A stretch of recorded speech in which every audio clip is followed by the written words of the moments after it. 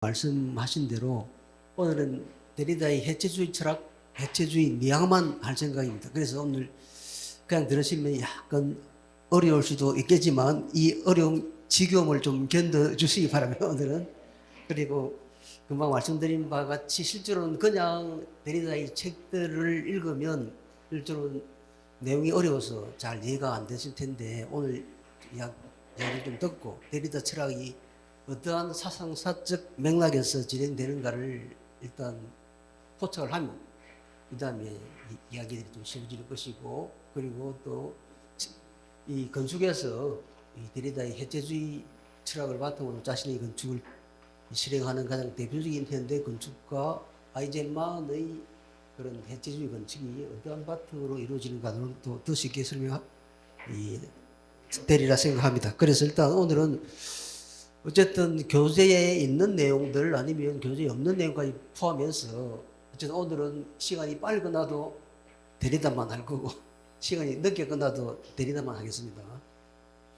일단 원래 데리다가 1930년대 태어나가지고 2004년에 돌아가셨는데 굳이 21세기의 사상가라는 이름을 붙인 이유는 데리다의 해체주의 철학, 데리다의 해체주의 미학이 아직까지 여러 예술 문화 그리고 건축 이론에도 큰 영향을 미치고 있기 때문에 21세기 동시대에 그의 사상적 여파가 아주 강력하게 남아있기 때문에 21세기의 사상가 자크 데리다라는 말을 붙일 수 있다고 생각합니다.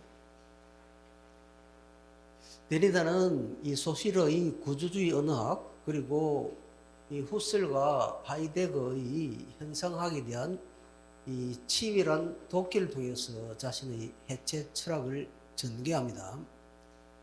그렇다면 그런데 이 테리 이글턴이라고는 영국의 문예 비평가이자 예술 철학자인 테리 이글턴은 2003년에 애프터 시올이라는 책을 지었습니다. 그리고 우리나라에서는 2010년에 이론 이후라는 제목으로 번역되어 나왔습니다.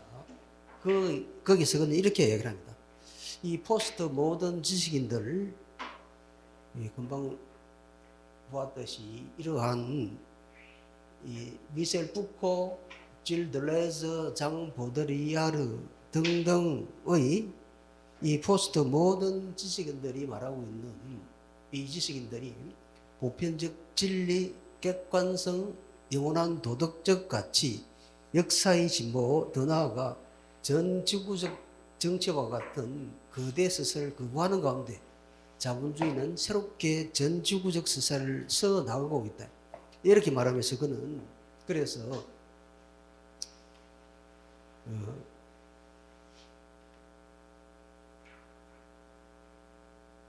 이러한 이 전지구적 사라는 것은 이 초국적 자본이 신자유주의적 세계화라는 상 속에서 전 세계를 무대로 이윤축을 꾀하는 것과 미국 및 유럽 연합 및 중국, 러시아 등이 벌여나가는 전지구적 규모의 세계 전략, 이것을 나중에 다시 말씀드리겠지만 전지구적 서사, 세계에 대한 보편적 또는 총체적 이해, 이러한 전지구적 서사를 이미 전지구적 자본이 또는 이른바 세계적 자본이 전지구적 서사를 써나가고 있는데 이러한 광기의 정면으로 맞서지 못하면서 그는 끝없이 자기 해이와 자기 부정에 맞는 골몰을 하는 포스트 모더니즘은 끝에 다다른 듯하다. 2003년에 이미 테리 이글턴이 이런 포스트 모더니즘에 대해서 자기 나름대로의 사망 선고를 내렸는데 그럼에도 불구하고 여전히 들레즈의 이론이나 데리다의 이론, 그런 장 보들리아르의 이론들은 여전히 예술 문화 사상 그리고 건축 이론에 많은 영향을 끼치고 또 영화 이론에도 많은 영향을 끼칩니다. 그렇다면 이 데리다, 금방 말씀드린 대로 데리다는 미셀 푸코, 질 들레즈, 장 보들리아르와 함께 포스트 구조주의 및 포스트 모더니즘 철학과 연결된 핵심 인물 중에 한 명이죠. 그러나 데리다는 요 근래에 이런 이야기를 했습니다. 나는 포스트 모더니티라는 단어에 반대할 것이다. 나는 결코 이 단어를 사용하지 않았다. 나는 여기서나 또는 다른 곳에서 이 단어를 사용하는 것에 대해 책임이 없고 또한 이에 대해 책임이 없다. 이렇게 말하면서 포스트 모더니티에 대해서 일정 정도 선을 긋고자 하는, 즉 자신의 해체주의 철학과 배치되는 그런 이야기를 한 적도 있습니다. 자, 그런데 이 특히 해체주의 철학 리오따르가 거대 스스란 용어를 씁니다. 그랜드 나레티브라는 용어를 쓰죠. 이 그랜드 나레티브는 다른 말로 메타 담론이라고 하는데, 이 프랑스와 리오따르가 역사의 진보와 같이 세계 역사 또는 사회에 대한 총체적 설명, 또 모든 것을 아우르는 보편적 원리, 사물들의 공통적 본질, 보편적 진리 등을 분석하기 위해 사용한 단어입니다. 자, 이 거대 스상은 간단히 말하면 서양 형이사학이 오랫동안 지탱해온 이성주의 본질주의 전통입니다. 그럼 이성주의 본질주의 전통이 무엇인가? 그래서 여러분 도전 없지만 제가 이 그려놓은 이 도표들은 여러 번 보신 적이 있죠, 그죠? 우리 인간 인식의 발전 단계는 크게는 감성적 인식에서 이성적 인식으로 넘어가는데, 감성적 인식이 가장 낮은 단계가 감각, 그 다음 높은 단계가 지각이고 그 다음 단계가 표상입니다. 자, 그런데 감각은 우리 신체에 가해진, 우리가 외부 대상 세계의 사물들을 인식할 때 우리 신체에 가해지는 외부의 자극을 수용하는 능력을 감각이라는, 영어로 sensation. 그리고 지각은 이 감각이 합쳐지는 것. 실제로 우리가 이 책상을 볼 때도 책상의 색을 그냥 보는 것뿐 아니라 이렇게 만져보기도 하고, 이렇게 그것이 내는 소리를 들어보기도 하죠. 예를 들어 수박이 잘 익은 걸 알기 위해서는 그냥 수박을 보는 것뿐 아니라 수박 꼭지가 얼마큼 틀어진지 보는 것뿐 아니라 두드려 소리를 들어보기도 하고, 때에 따라서 그걸 잘라서 맛을 보기도 하죠. 이렇게처럼 이 지각은 외부 대상 세계의 사물들을 인식할 때 여러 감각을 종합하는 능력을 지각이랍니다.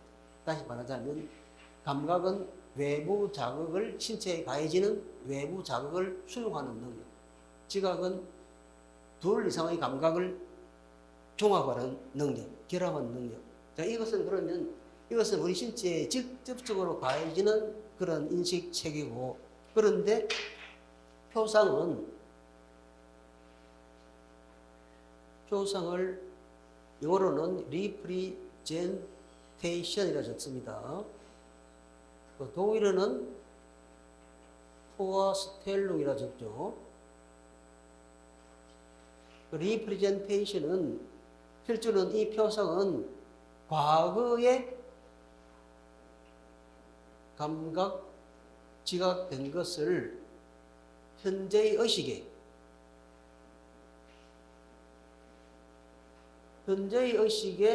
떠올리는 능력을 표상이랍니다.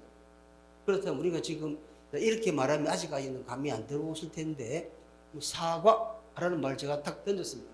아니면 사과라는 말을 들었거나, 그걸 머리 들었거나, 또는 그 책을 사과라는 단어를 읽었거나 할 때 우리 머리에 사과 이미지가 딱 떠오르죠. 이렇게 사과란 말을 읽었거나 단어를 읽었거나 사과란 단어를 들었을 때 우리 머리에 그 사과의 이미지를 떠올리는 능력. 근데 이렇게 사과 이미지가 우리 머릿속에 떠오르려면 지금 사과는 우리 앞에 없지요. 없는데 사과라는 단어를 듣고 우리 머릿속에 사과라는 이미지를 떠올릴 수 있으려면 무엇이 바탕이 되어 있어야 됩니까? 과거에 우리가 사과를 먹고 만져보고 그것이 내는 소리 맡은 걸 경험한 그러한 체험이 있어야 되는 거죠. 그러니 과거의 감각 지각한 것을 현재의 의식에, 즉 우리 마음은 여기 있습니까? 여기 있습니다. 여기죠. 의식에 떠올린 능력, 그것이 표상입니다. 이것을 영어로는 representation이라고, 인식론에서는 이것을 표상이라 번역하고, 예술 창작에서는 이것을 재현이라 번역합니다. 우리가 끊임없이 계속 재현이라는 말을 많이 써봤죠. 그래서 인식론 단계에서의 표상과 예술 창작에서의 재현은 같은 수준에서 움직입니다. 그러니 이 내가 그런데 이 표상 단계의 인식은 이 감각과 지각은 신체에 직접 가해지는 그러한 자극을 바탕으로 이루어지는 것이라면 표상은 이미 그 자극들은 이미 신체에 과거에 내가 경험했던 것이고 과거에 경험된 것이 지금 다시 나에게 들어와서 그 기억이 이미지로 구성된 것이죠. 그래서 사과라는 단어를 듣고 내 머리에 사과 이미지가 생겨났다면 그것은 표상 이미지입니다. 그리고 그 표상 이미지를 떠올리는 능력을 표상 능력이랍니다. 그리고 그냥 우리가 일반적으로 표상이라 말할 때는 표상 능력을 말할 수도 있고 또 표상 이미지를 말할 수도 있죠. 그건 그때 그 표상의 말이 어떤 말로 서이느냐에 따라서 다르죠.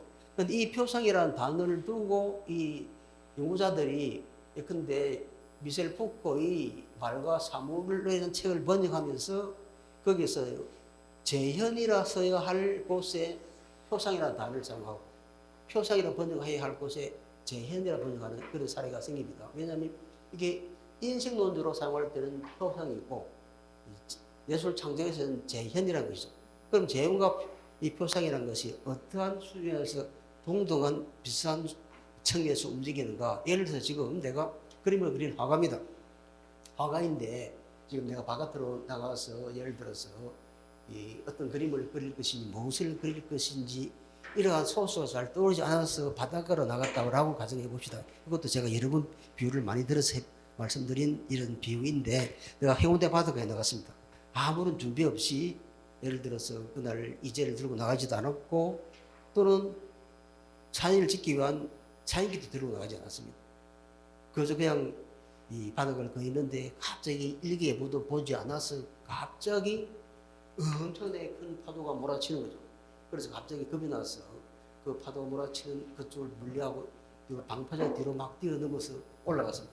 그리고 방파제 뒤쪽으로 올라가서 그걸 쳐다보니 엄청난 생각지도 못한 엄청나게 큰 파도가 몰려와서 방파제를 두드리면서 갑자기 큰 먹구름이 몰려오고 하늘이 더 어두워지면서 그 파도가 더 커지면서 제가 엄청나게 큰 배들이 너무 작게 보이는 그런 광경을 목격했습니다. 그래서 이 대자연의 위력에 대해서 큰 공포를 느끼고 그리고 저렇게 자연의 위력은 저렇게 큰데 내가 우리 저 앞에 선 인간이란 어떻게 이렇게 미약한 존재인가라는 생각을 하게 된 거죠. 그래서 그때 느꼈던 나의 그러한 이 감동 또는 자연에 대한 교회감 아마 칸트식으로 말하면 자연에 대한 숭고겠죠. 그 숭고한 감정을 이 집에 내가 스튜디오로 화실 들어가서 그때의 막 휘몰아치는 그 폭풍의 광경을 그림을 그리려면 그럼 우리는 어떻게 해야 됩니까? 그때 내가 겪었던 그때의 감정 또 정서 또 더 나아가서 감동을 다른 사람들에게 전달하기 위해서는 어쨌든 자 그때 보았던 그것을 가능하면 왜곡하지 않고 모방합니다. 그리고 다시 모사합니다. 그대로 베껴서 그것을 다시 어떤 것을 내보여주는 것을 프리젠테이션이랍니다. 예를 들어서 우리가 프리젠테이션은 흔히 제시, 현시라 번역하는데 이 제시, 현시는 프리젠테이션을 한다고 할 때 처음에 이제 예를 들어서 선생님 앞에서 학생이 발표를 할 때 자기 만든 자료를 모아서 프리젠테이션 하죠. 또는 패션쇼가 있을 때 의상 디자이너가 이 모델에게 옷을 입혀서 처음으로 자신의 작품을 내보여주는 걸 뭐라 합니까? 패션쇼. 그 패션쇼는 다른 말로 하면 프리젠테이션입니다. 프리젠테이션은 처음으로 자신이 가공한 것을 처음으로 사람들에게 내보여주는 것, 제시해주는 것을 프리젠테이션이라고 하죠. 그렇게 그게 프리젠테이션이라면 이 표상 리프리젠테이션은 뭐냐면 자기가 처음에 그렇게 느꼈던 그런 감정이나 감동 그런 정서적인 것을 자기와 같이 느끼지 못한 다른 사람에게도 같이 느낄 수 있게 다시 제시해 주는 것. 이게 재현입니다.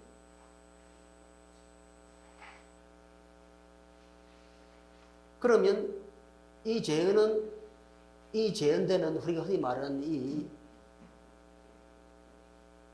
거래상으로부터 구르베까지의 모든 미술가들이 단 하나의 원리, 재현의 원리에 따라서 그림을 그린다 할 때 이 재현은 그러면 재현을 어느 대상을 재현하는 화가의 그 재현 방식은 주관적입니까? 객관적입니까?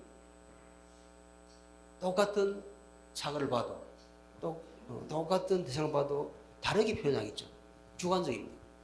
다 그런데 어쨌든 여기까지 단계는 주관적인 거죠.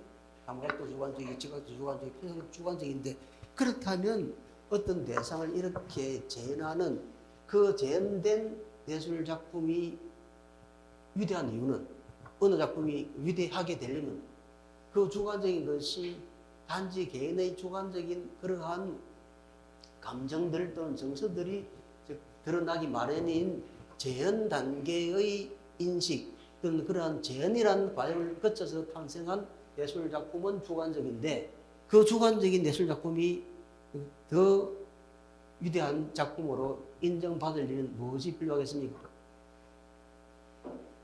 주관적이긴 하지만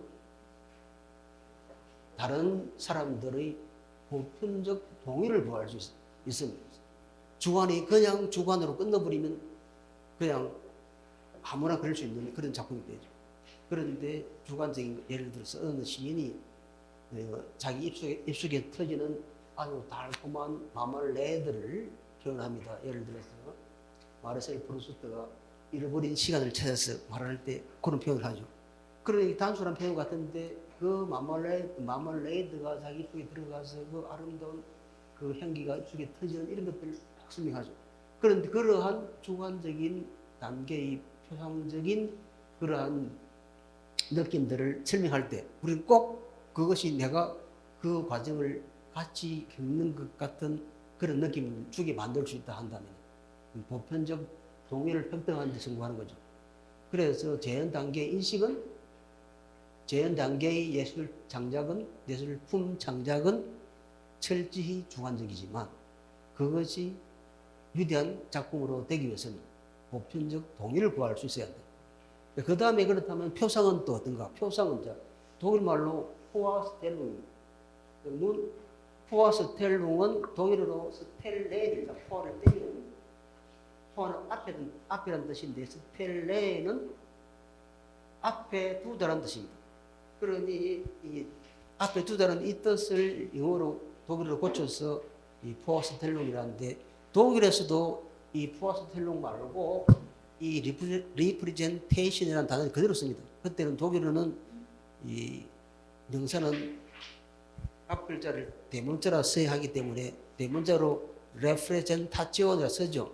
이게 보통은 예술 창작에서 독일어는 이 재현을 사용할 때는 레프레젠타치온이라는 용어를 더 많이 쓰고 이승원에서는 이 표상보다 이 레프레젠타치온보다 포아스텔룽이라는 단어를 많이 쓰죠.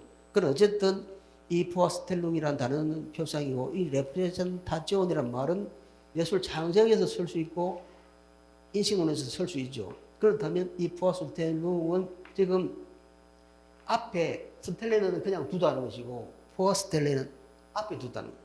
지금 사과가 지금 없죠. 없는 사과를 앞에 있는 것처럼 앞에 두는 겁니다. 이게 표상입니다. 그러니 실제로는 어떤 사람은 이 포상단계 인식에서 어떤 사람은 사과를 생각하는데 우리 회장님은 어떤 사과를 말더니 어떤 사과가 떠오르십니까? 옛날 분이라서 홍옥. 좀 젊은 친구들은 홍옥 잘 안 먹겠죠. 뭐 스타킹 뭐 이런 거. 또 요즘은 이런 다 같이 사과를 떠올려도 다 같이 다른 사과를 떠올립니다. 그리고 또 예를 들어서 그리스 신화를 아는 사람들은 사과하니까 파리스의 사과를 떠올리고 애플 사과를 로고를 떠올리는 사람도 있을 거고 이렇게 사과란 말을 들어도 각기 다른 사과를 떠올리는 것은 사과에 대한 과거의 감각, 경험의 수준이 다르기 때문에 그러니까 표상도 뭡니까? 표상도 주관적이죠. 자, 그런데 여기까지는 다 주관적입니다. 그런데 우리 인식은 이제 이러한 감성적 인식을 넘어서서 이성적 인식으로 넘어가는 순간부터 이제 인식은 보편적으로 되어가죠. 이 보편적 인식의 첫 단계가 개념입니다. 그래서 개념은 굳이 적어보자면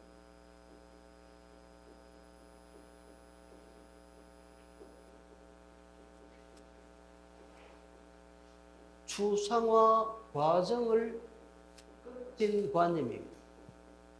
자, 그런데 개념을 정의 내리는 방식이 크게는 비본질적 정의 방식과 본질적 정의 방식이 존재하는데, 이 비본질적 정의 방식은 여기 들고 있는 저 앞에 있는 저 선생이 들고 있는 저것이 분필이요 하면서 가르치는 이런 것을 지시적 정의라.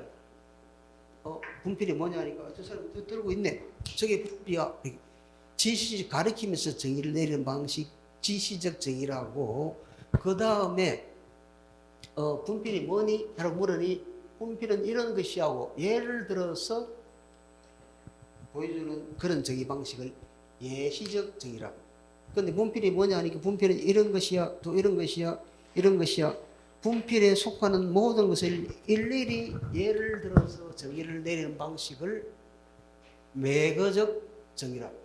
그런데 이 지시적, 예시적, 매거적 정의 방식은 비본질적 정의 방식이고, 이러한 정의 방식으로는 분필이 뭐냐고 물을 때 정작 분필이 볼 때는 이것은 파란색이네, 그리고 보니 이 긁혀지네, 이렇게 감각적인 그것이 가지고 있는 감각적인 속성 또는 성리를 우리에게 알려주긴 하지만 정작 분필이 무엇인가에 대해서는 알려주지 못하죠. 그래서 이런 것들을 비본질적 정의를 합니다. 그런데 본질적 정의는 무엇인가? 본질적 정의는 아리스토텔레스가 우리에게 가르쳐준 정의입니다. 아리스토텔레스가 우리에게 가르쳐준 정의 방식으로 이것을 이 본질적 정의라고 하는데, 이 본질적 정의는 최근류 개념 더하기 종차의 방식으로 내려지는 정의입니다. 예를 들어서 우리가 그러면 포유류를 이렇게 최근류 개념 더하기 종차라는 방식으로 정의를 내려보자. 그럼 우리가 이게 물질이 있고 물질 자체를 크게 생물과 무생물로 나누었다. 그 다음에 그럼 포유를 우리가 최근류 개념 더하기 종차의 방식으로 정의를 내린다면 일단 우리 머릿속에서 이런 분류도를 작성하겠죠. 그래서 물질은 생물과 무생물로 나뉘고, 다시 생물은 동물과 식물로 나뉘고, 다시 동물은 척추동물과 무척추동물로 나뉘고, 그 척추동물을 다시 나누어 보니 포유류, 조류, 파충류, 양서류, 어류다. 자, 그런데 여기서 최근류 개념이라는 단어가 나왔고, 그 다음에 종차라는 단어가 나왔는데, 그렇다면 류 개념은 무엇인가? 류 개념은 다른 개념을 포섭하는 개념을 류 개념이랍니다. 반대로 류 개념의 반대인 종 개념은 다른 개념에 포섭되는 개념을 종 개념이랍니다. 그러니까 유 개념과 종 개념은 서로 반대되는 개념이죠. 그렇다면 생물과 동물, 식물에서 동물, 식물은 생물의 무슨 개념입니까? 생물에 포섭되니 동물, 식물은 생물의 종 개념입니다. 생물은 동물, 식물의 류 개념이고, 역시 마찬가지로 동물은 척추, 무척추 동물의 류 개념이고, 그럼 척추 동물의 류, 포유류, 조류, 파충류, 양수는 척추 동물의 종 개념들이고, 그러면 이것들의 유 개념들이죠. 척추 동물, 동물, 생물은 포유류, 조류, 파충류, 양수류의 류 개념들이죠. 그런데 여기 최근류 개념이라서, 그러면 예를 들어서 우리가 지금 포유류를 정의 내려 보려 합니다. 그러면 여기서 포유류, 최근류 개념은 유 개념 가운데서 가장 가까운 유 개념. 그러면 포유류의 가장 가까운 유 개념이 뭡니까? 그렇죠. 그럼 우리는 이제 포유류를 적을 때 일단 그래서 어떤 개념을 정의내린 방식에서 가장 중요한 것은 무엇을 먼저 찾아야 한다? 그것이 어려울지라도 개념이 추상화되어 가면 개념을 정의내리는 게 점점 어려워지는데 그럼에도 불구하고 개념을 정의내리기 위해서는 가장 가까운 유개념, 최근 유개념을 먼저 찾는 연습을 해야 됩니다. 그러면 포유류의 최근 유개념은 척추동물 적었습니다. 그럼 척추동물이라는 이 최근유 개념 속에서 포유류, 조류, 파충류, 양수류, 어류가 있는데 이들 사이에서 포유류는 자 얘들은 번식하기 위해서 뭘 낳습니까? 알을 낳고 얘들은 새끼를 낳죠. 그러면 얘들은 알이 부화하면 뭘 먹습니까? 저들이 먹는 걸 그냥 먹이죠. 얘들은 저들 먹이죠. 그러니 이렇게 새끼를 얘들은 알을 낳아서 나중에 알이 부화하면 자신들이 먹는 걸 그냥 먹이지만 얘들은 새끼를 낳아서 저들을 먹이 기르죠.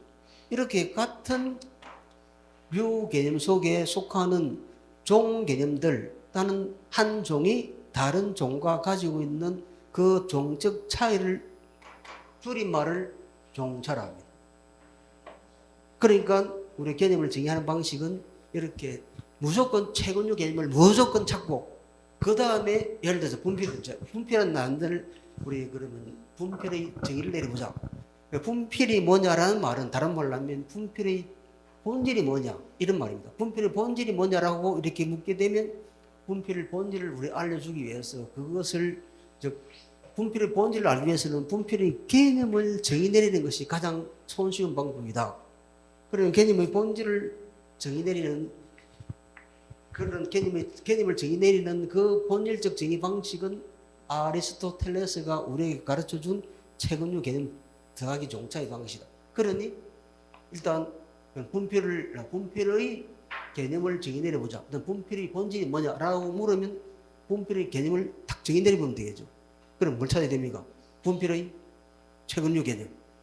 그리고 분필을 포함하면서 가장 가까운 곳에서 분필을 토습하는 개념 뭡니까? 필기구 좋네요. 필기구 더 위에는 뭐 필기구 말고는 또 뭐 있습니까? 말고는 학용품 하면 더 높죠. 그러니까 필기구. 그 필기구 밑에 뭐가 있습니까? 필기구 밑에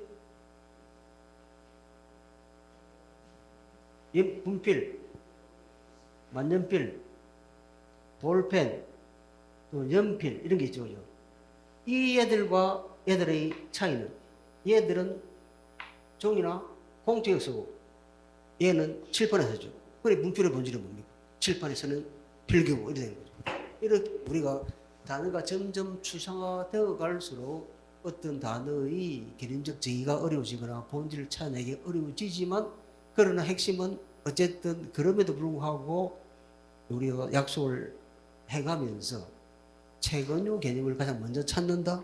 최근유 개념을 찾아놓고 그 사이에서 그 최근유 개념 속에 속하는 종 개념들 사이에서 종차를 구명해내고 그 둘을 결합시켜버리면 그래서 뭡니까? 그래서 포유류의 이 개념적 정의는 새끼를 낳아 그 젖을 먹어 기르는 적주동물, 태생이면서 수유를 하는 척추동물이 돼요. 이렇게 되면 이거는 실제 사전에 나온 정의보다 더 정확한 본질적인 정의가 된 것이죠. 이렇게 우리는 개념을 통해서 자 그러면 이 개념만 금방 추상화 작업을 거친 관념인데 그렇다면 감각, 지각, 표상도 다 관념입니다. 그 개념은 추상을 거친 관념이고 이건 추상을 안 거친 관념이죠. 추상을 안 거치니 다 주관적이었어요. 추상을 거치니 보편적이고 객관적이 되었죠. 예를 들어서 분필 1은 길이가 10cm이고 모양이 사각형입니다. 제가 돈을 가니까 분필이 사각형입니다. 동그란 게 아니고 그리고 또 길이가 색깔이 빨간색입니다. 노란색입니다. 그 다음에 어떤 분필 2는 길이가 7cm고 또 원형이고 또 빨간색입니다. 이렇게 분필은 각각 분필 1, 분필 2, 분필 3이 있겠죠. 이렇게 각각의 분필들은 분필이라 불리지만 다른 분필과 공유하지 못한 자기만의 개별적 속성, 개별적 성질을 가지죠. 근데 이 개별적 성질들을 그래서 분필이 뭔가를 알려면 분필의 본질을 알려면 우리가 지금 이렇게 해왔던 과정들을 다시 이걸 통해서 역추적해 보면 그래서 분필이 뭔가를 알려면 그 개별적 성질들을 분필이 어떤 것은 색깔이 빨갛고 길이가 얼마고 모양이 어떻고 이런 것들은 그것이 분필이기 위한 본질적 성질은 아니죠. 본질이란 것은 어떤 사물이 가지고 있는 여러 성질, 속성 가운데에서 그 사물답게 만드는 성질, 그 성질이 사라지면 더 이상 그 사물이 될 수 없게 되는 성질, 이것이 본질입니다.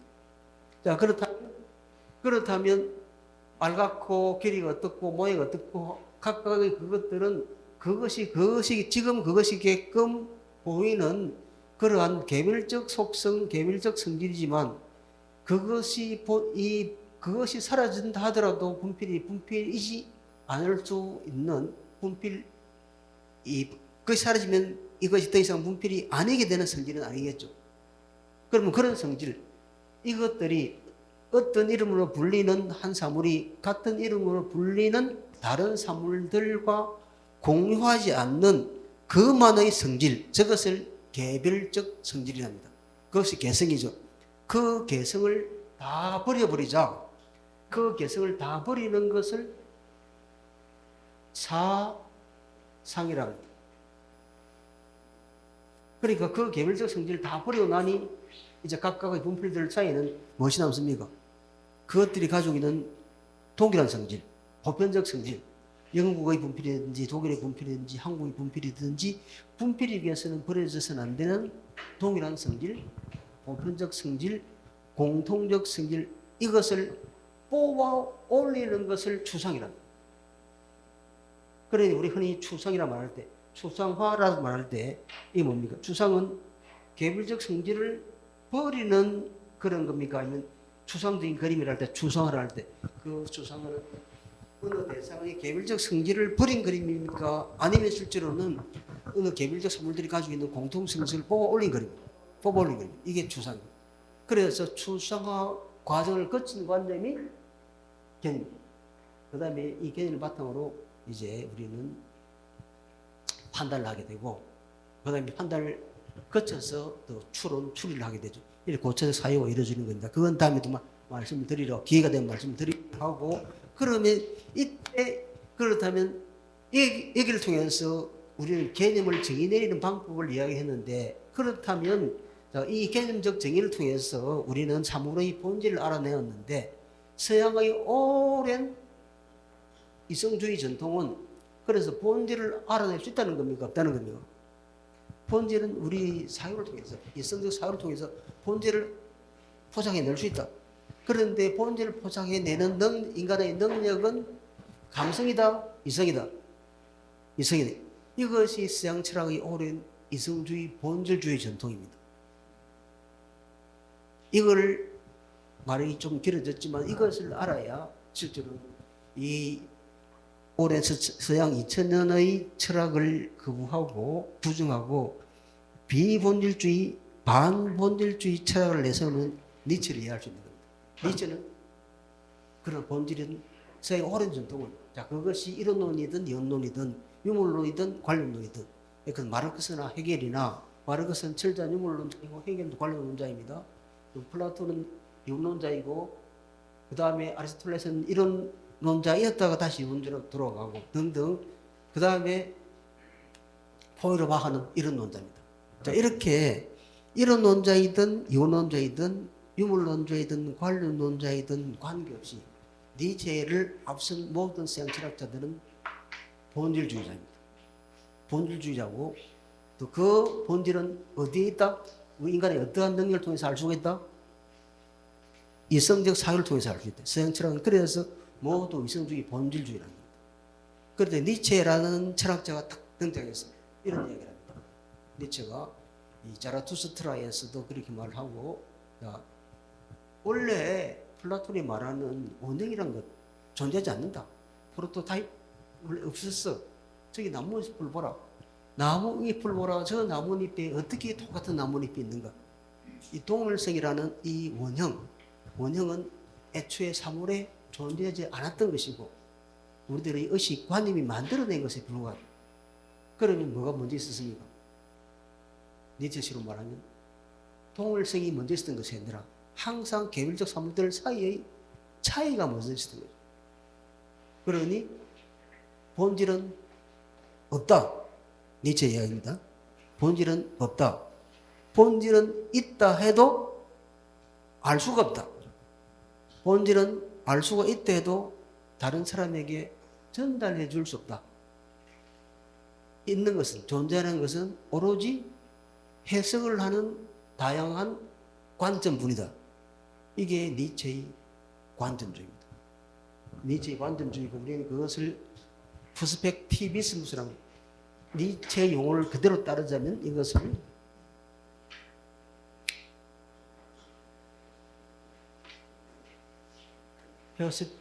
퍼스펙티비스무스라 하죠.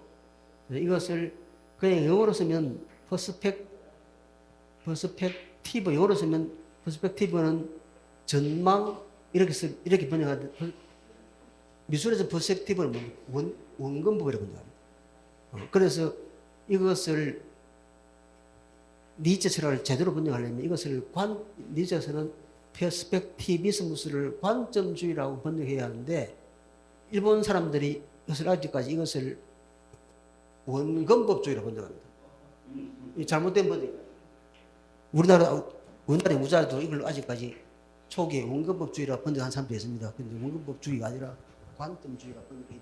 관점주의라는 것은 뭘 부정하는 겁니까? 본질주의를 부정하는, 이성주의를 부정하고 무엇이 없다?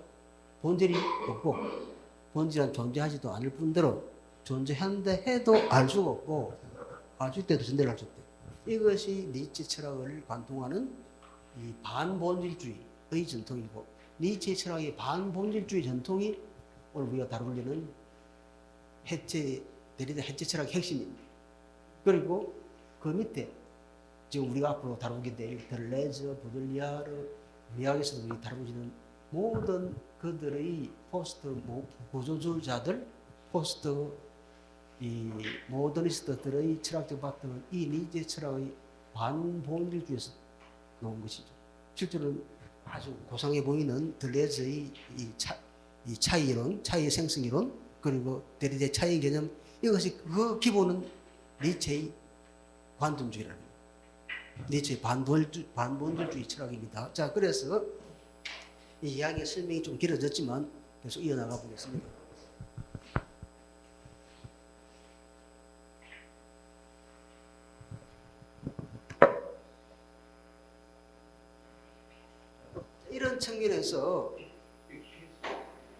이러한 측면에서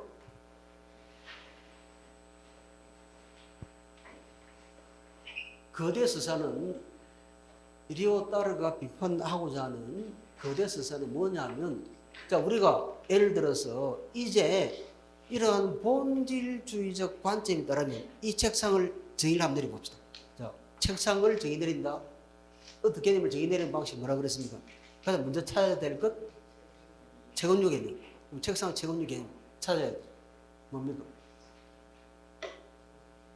가구 놓고 사무가구 낮춰봅시다. 그 사무가구 낮추면 책상도 있고, 부탁도 있고, 이런 의지도 있겠죠. 그러면 이 책상은 책을 놓고 글을 읽게 하거나 글을 쓰게 하는 받침대, 역할을 하는 사무가구. 사무가구가 채권료 개념이 될 것이고, 그 사무가구 안에 들어있는 여러 개가 있겠죠. 이렇게 해서 우리가 책상의 본질, 책상의 개념을 정의 내렸다 한다면 그 책상 안에 이 세계에 존재하는 모든 책상을 그 안에 다 포함시킬 수 있겠죠. 이렇게 본질주의는 세계를 그 본질적 개념 안에 세계를 전체적으로 다 통일시켜서 이해할 수 있는 그 틀입니다. 그래 본질주의는 총체성의 관점이에요. 본질주의적으로 본질을 통해서 세계를 파악한다면. 그리고 그 본질주의가 역사의 발전에 어떻게 등장하는가? 역사 발전에는 보편적 원리가 있다.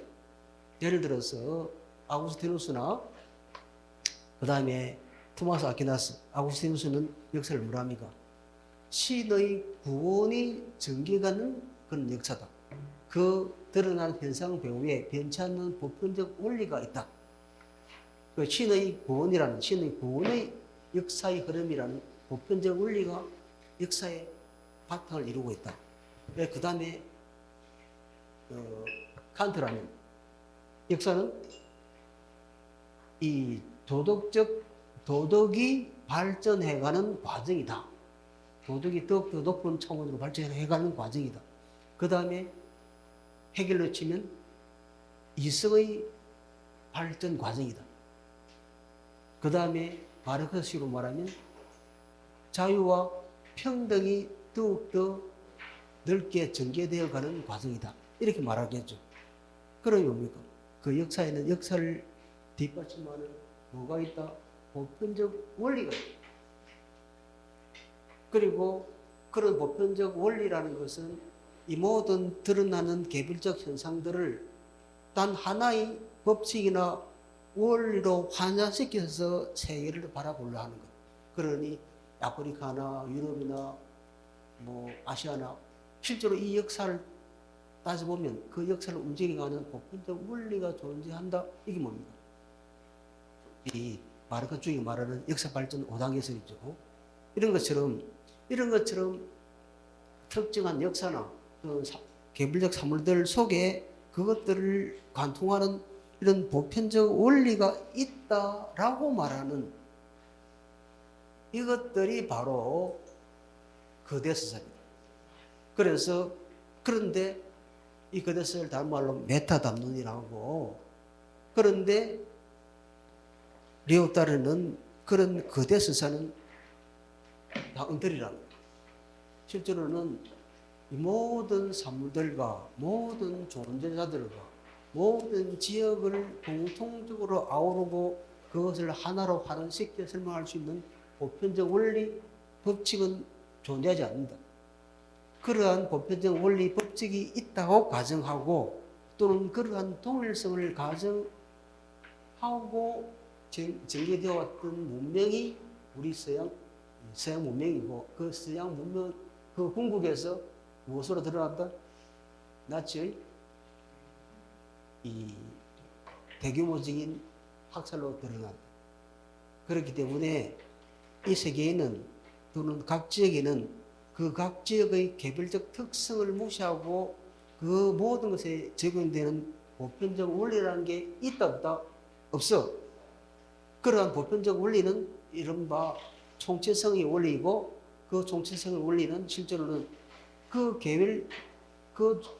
보편성이라고 하는 또는 그 전체성이라고 하는 것에 포함될 수 없는 개별자들의 그러한, 이것은 나중에 아도로노가 이렇게 말합니다. 이러한 보편적 원리 또는 동일성으로 환원될 수 없는 비동일자, 비니트 이덴티시스입니다. 아도로노 용어를 그대로 쓴다면 이 아도로노 용어를 그대로 쓴다면 비동일자입니다. 이러한 서양 형이상의 이성주의, 본질주의 전통은 개념으로 포괄될 수 없는, 개념적 사고에 포괄될 수 없는, 또는 동일한 본질로 환원될 수 없는 비동일자를 끊임없이 배제하고 해석한 그런 역사. 그래, 억압합니다. 그래서 서양 철학의 오래 이성주의, 동일주의, 본질주의 역사는 결국은 비동일자를 억압, 배제한 역사입니다. 그러니 이제 우리는 결국은 이성주의, 본질주의는 인간을 억압해온 역사이기 때문에 뭘 해야 된다? 이런 거대서사를 던져버리고 오히려 작은 이야기 맞아. 그래 이게 리터럴 너래티브입니다. 작은 이야기는 자신의 이야기로 다른 서사를 동일화시키려 하지 않고 강압하려 하지 않고 자기 지역, 자기 계층, 자기 청에서만 움직이는 그런 이야기를 하죠. 이것이 거대 서사에 저항하는 장 보들리아르의 소서사 이론. 그런데 문제는 이렇게 소서사 이론을 내쏟아 보니 이제 이미 그들이 거대 서사는 이미 억압적이고 총체성의 테러리즘이고 이것이 결국은 전체주의적 그런 사고를 갖게 되고 총체적인 인간에 대한 억압으로 나아갔으니 이러한 우리는 그러한 거대 서사를 버리고 유일한 인간 해방의 대안은 뭐다? 거대 서사가 아니라 소서사다. 이게 보들리아르의 이야기라는 것이죠. 그런데 이 보들리아르의 입장이나 데리다의 등등 포스트 모더니스트들, 포스트 구조주의자의 입장에서니 그런 큰 이야기를 한 사람들은 다 어떤 사람들입니까? 다 나쁜 놈들입니다. 억압적이고. 그리고 그것을 벗어나려 하니 실제로는 끊임없이 우리가 계속 자기들의 논리들이 거대 서사로 가는 것을 계속 자기 검열을 하겠죠.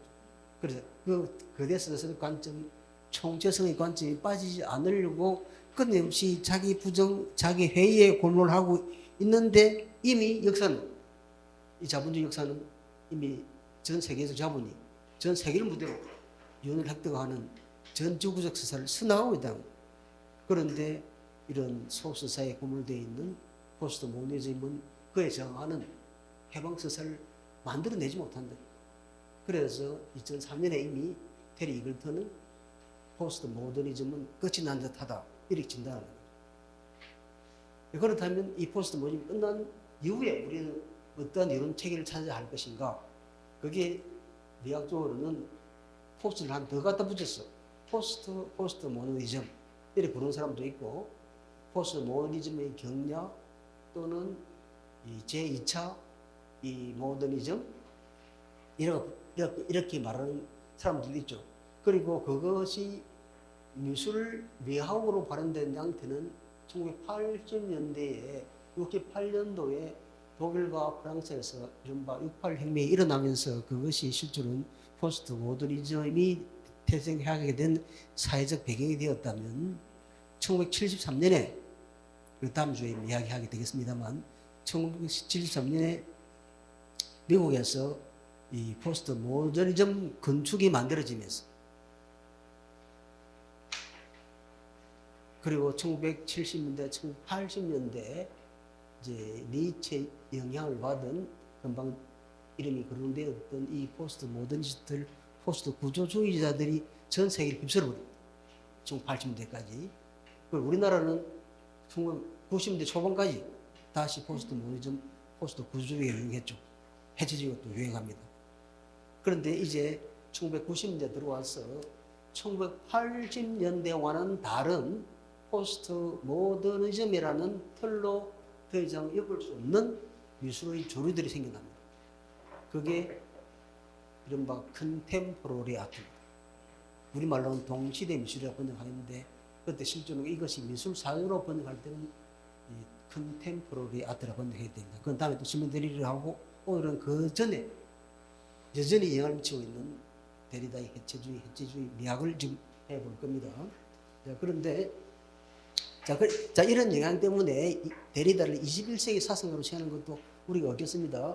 자, 1967년 해체주의가 탄생하는데 지금 가장 중요한 세 가지 저작이 이 해체주의를 탄생에 지킨 데리다의 가장 중요한 세 가지 저작이 실제로는 이 세 저작이 같은 해에 남았습니다. 목소리의 현상, 그라마톨로지, 그리고 글쓰기와 차이.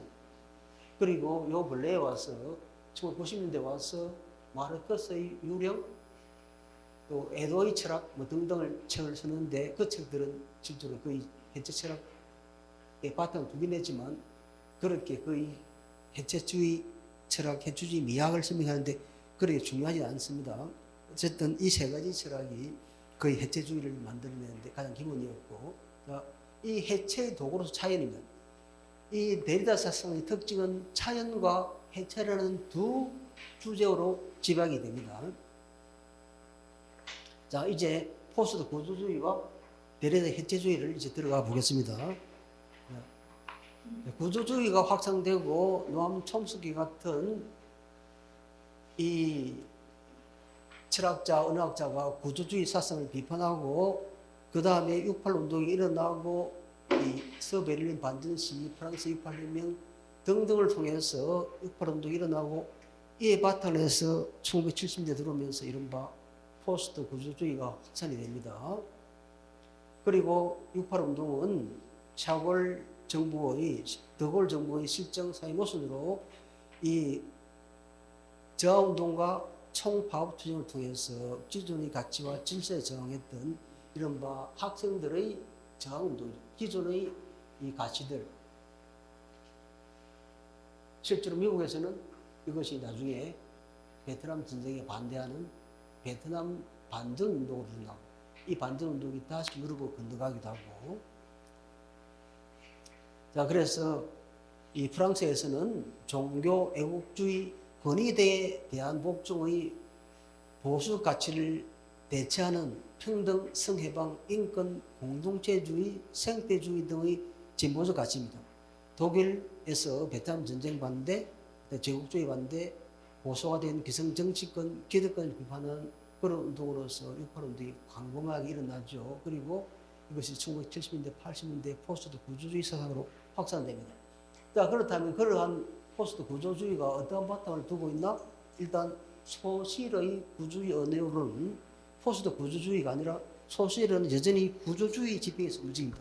소실의 구조주의를 잠시 설명하면 언어는 전통적 형이상학의 언어관에서 말하는 것처럼 언어 외적인 요소에 설명되는 것이 아니다. 언어는 그 자체에 설명되는 자족적인 기호의 체계다. 무슨 말이냐면 자, 기호는 기표와 기입니다. 기표는 신의피항입니다. 예전에는 능계라는 어려운 한자어로 번역하게 됐는데 요즘은 기표라는 번역하죠. 그리고 기회는 신의피입니다. 속입니다. 이것이 합쳐서 기호인데 그렇다면 자, 예를 들어서 더 쉽게 말하면 분필을 가리키는 단어죠. 이게 기표입니다. 그 다음 기의, 그 기표가 가리키는 대상의 의미, 더 쉽게 말하면 그 대상을 가리키는 용어의 낱말, 그 낱말의 의미.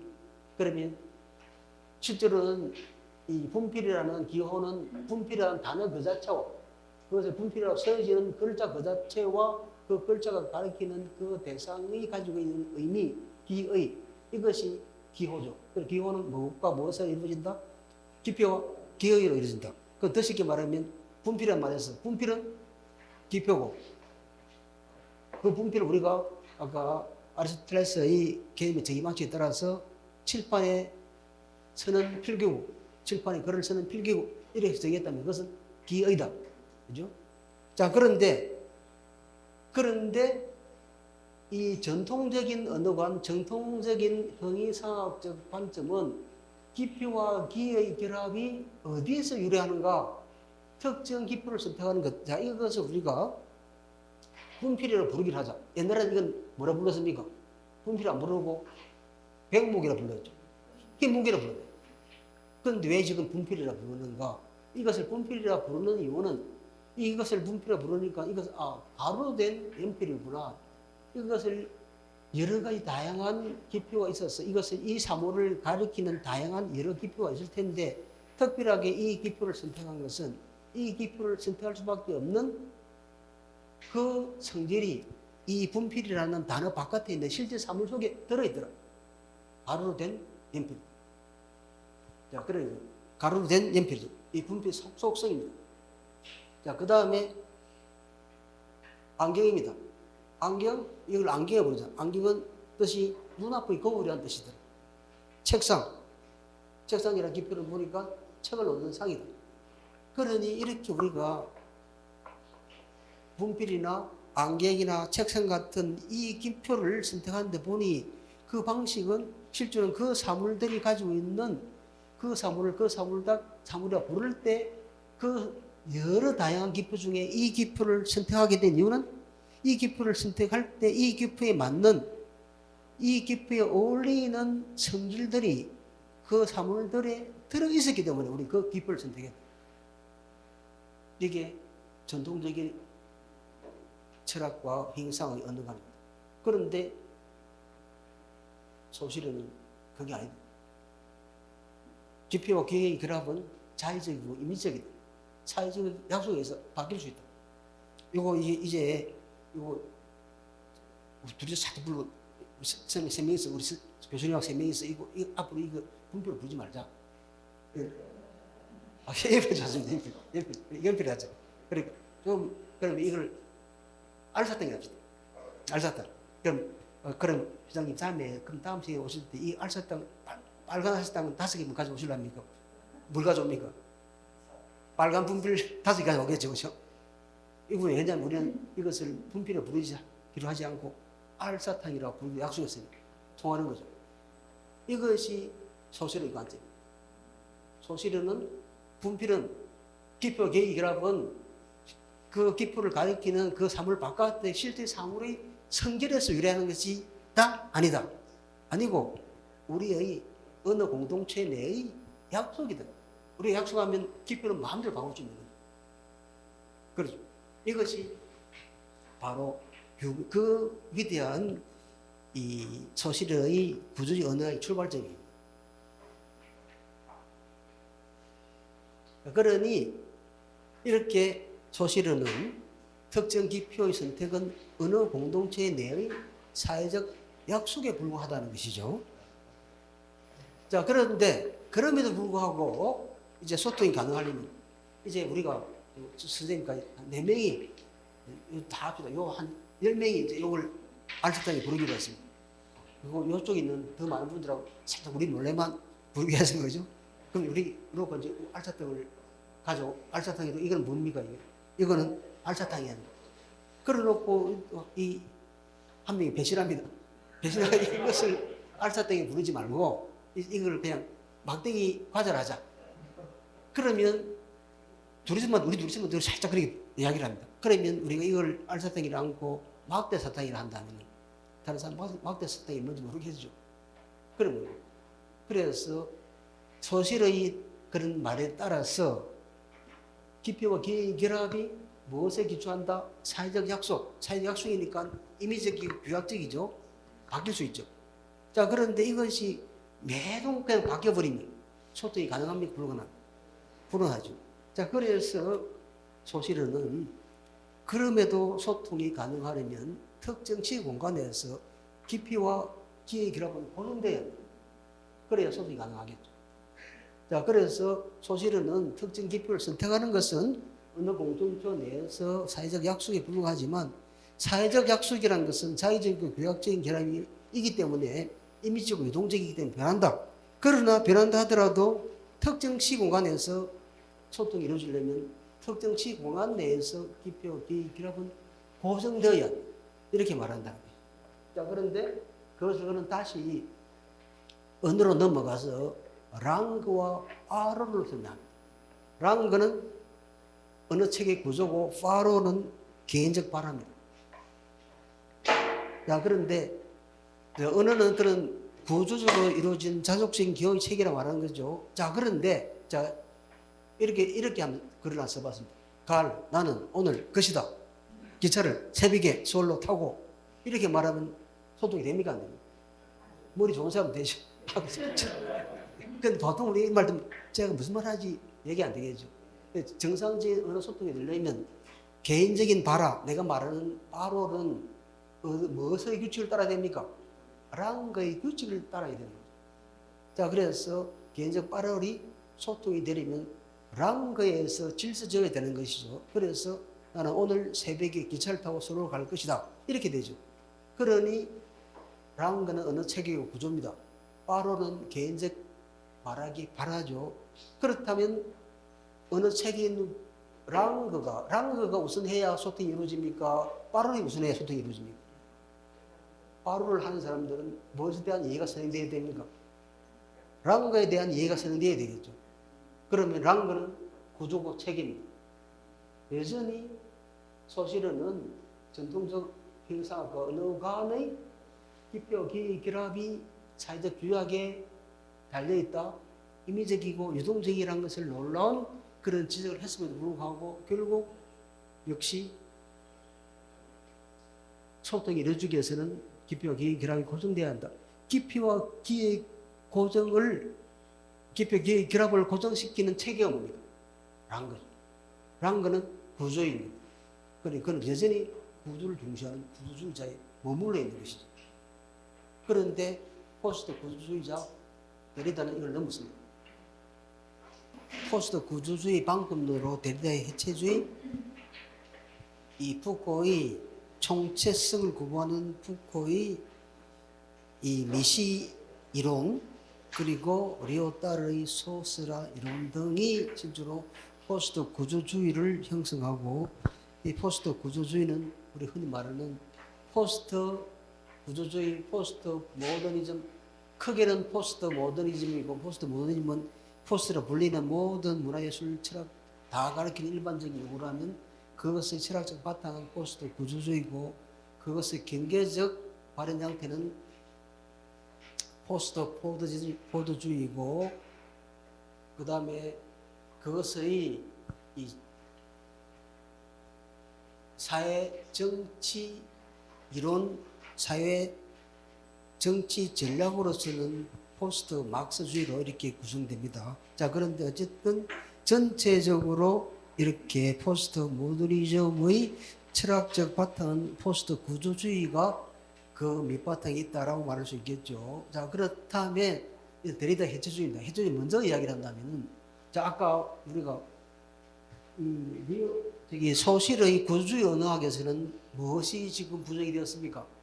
기표와 기의 결합이, 기표와 기의 결합을 고정시키는 것은 실제로는 그 기표와 기라는 그 단어가 아니라 그 단어가 가리키는 실제 사물이 가지고 있는 성질이 그 기표와 기의 결합을 고정시킨다라고 전통적인 형이상학관, 전통적인 언어가 말했던 것이고, 그런데 그 기표와 기의 결합을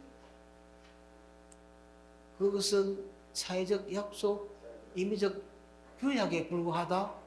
그래서 마음대로 바꿔질 수 있다라고 말하는 사람이 소실이었고, 그래서 소실이는 그럼에도 불구하고 그 기표와 기 결합이 임의적이고 유동적이라서 변화가 가능한 것이지만, 그러나 소통이 가능하기 위해서는 특정한 시 공간에서는 그것이 결합을 결합시켜주는 체계 구조가 여전히 있어야 한다. 그래서 그는 구조주의 언어학자다. 자, 그런데 여기에서 더 나아가는 게 데리다. 데리다는, 자, 그렇다면, 자, 우리가, 이쪽에 다시 설명하게 될 텐데, 자, 분필을 기표로 해봅시다. 그다음에 기회는 칠판에 서는 필기구조. 그런데 우리는 분필이라는 기표의 의미 정의를 칠판에 서는 필기구라고 정의를 내렸습니다. 그럼 그 정의가 완결하게 끝이 났습니까? 우리는 칠판에 서는 필기구, 우리는 이제 칠판에 서는 필기구 먼저 알죠. 그럼 우리는 그걸 통해서 이 분필에 대한 정의가 끝이 났다라고 생각할 텐데, 데리다가 보기에는 그게 아니라는 거예요.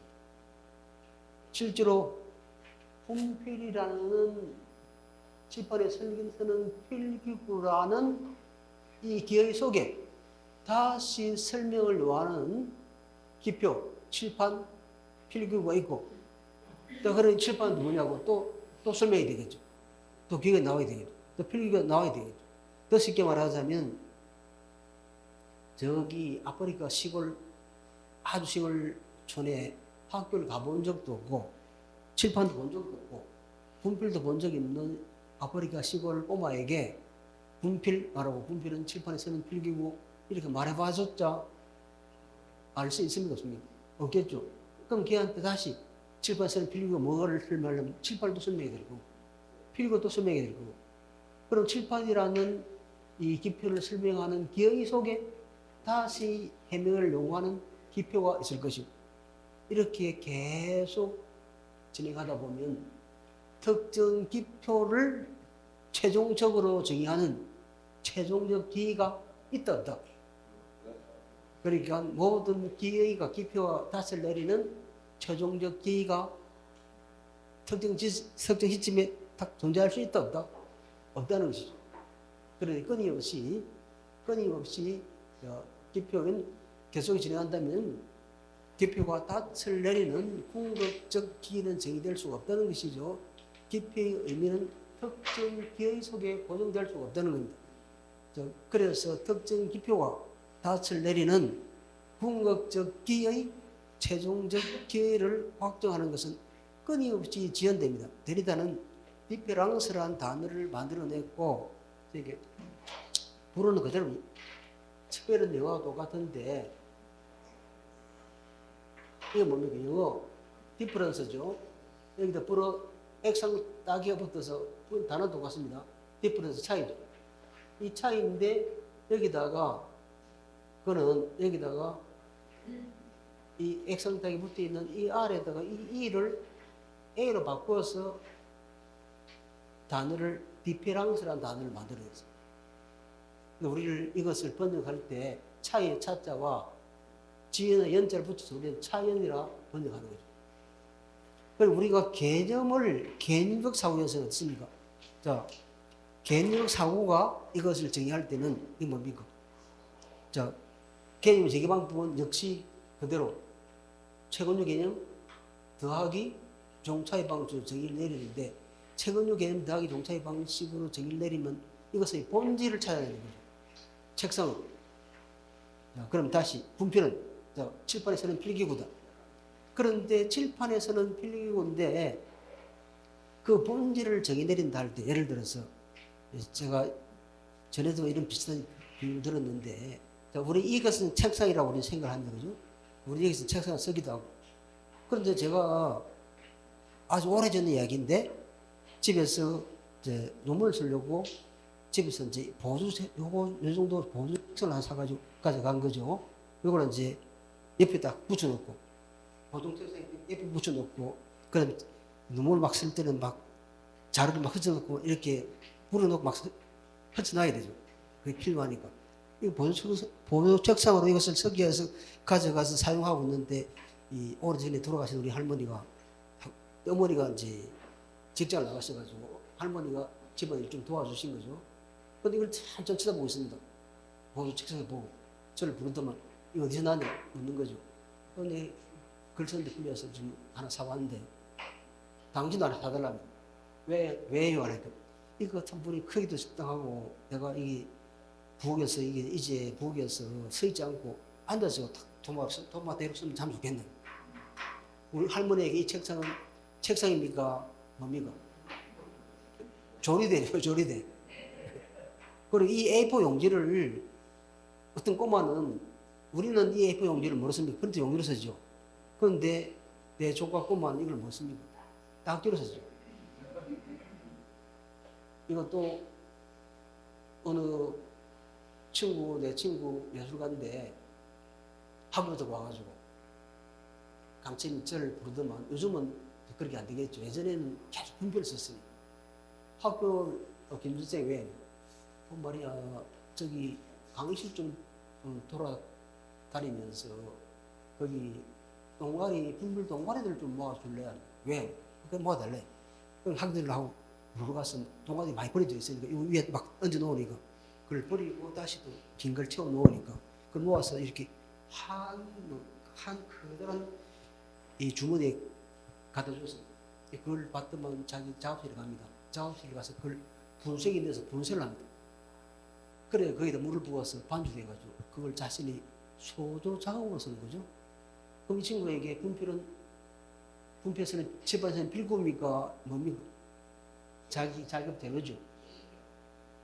그런 사람이 본질이 있습니까? 없습니까? 본질이 없죠. 그래서 본질주의자는 이렇게 이야기할 겁니다. 실제로는 분필의 본질이 따로 있는데 그 예술가가 본질 무시하고 다른 목적을 썼다. 우리 할머니는 괜히 이게 책상은 글을 쓰는 필기구인데 글을 쓰는 받침대 역할하는 사물 가운데 이걸 가지고 그냥 조리대로 썼지. 그렇다고 조리대로 쓴다 해서 책상의 본질이 사라지는 것은 아니다라고 본질주의가 말하겠죠. 니체는 어떻게 하겠습니까? 그런 본질 자체가 없다는 거예요. 예를 들어서 우리가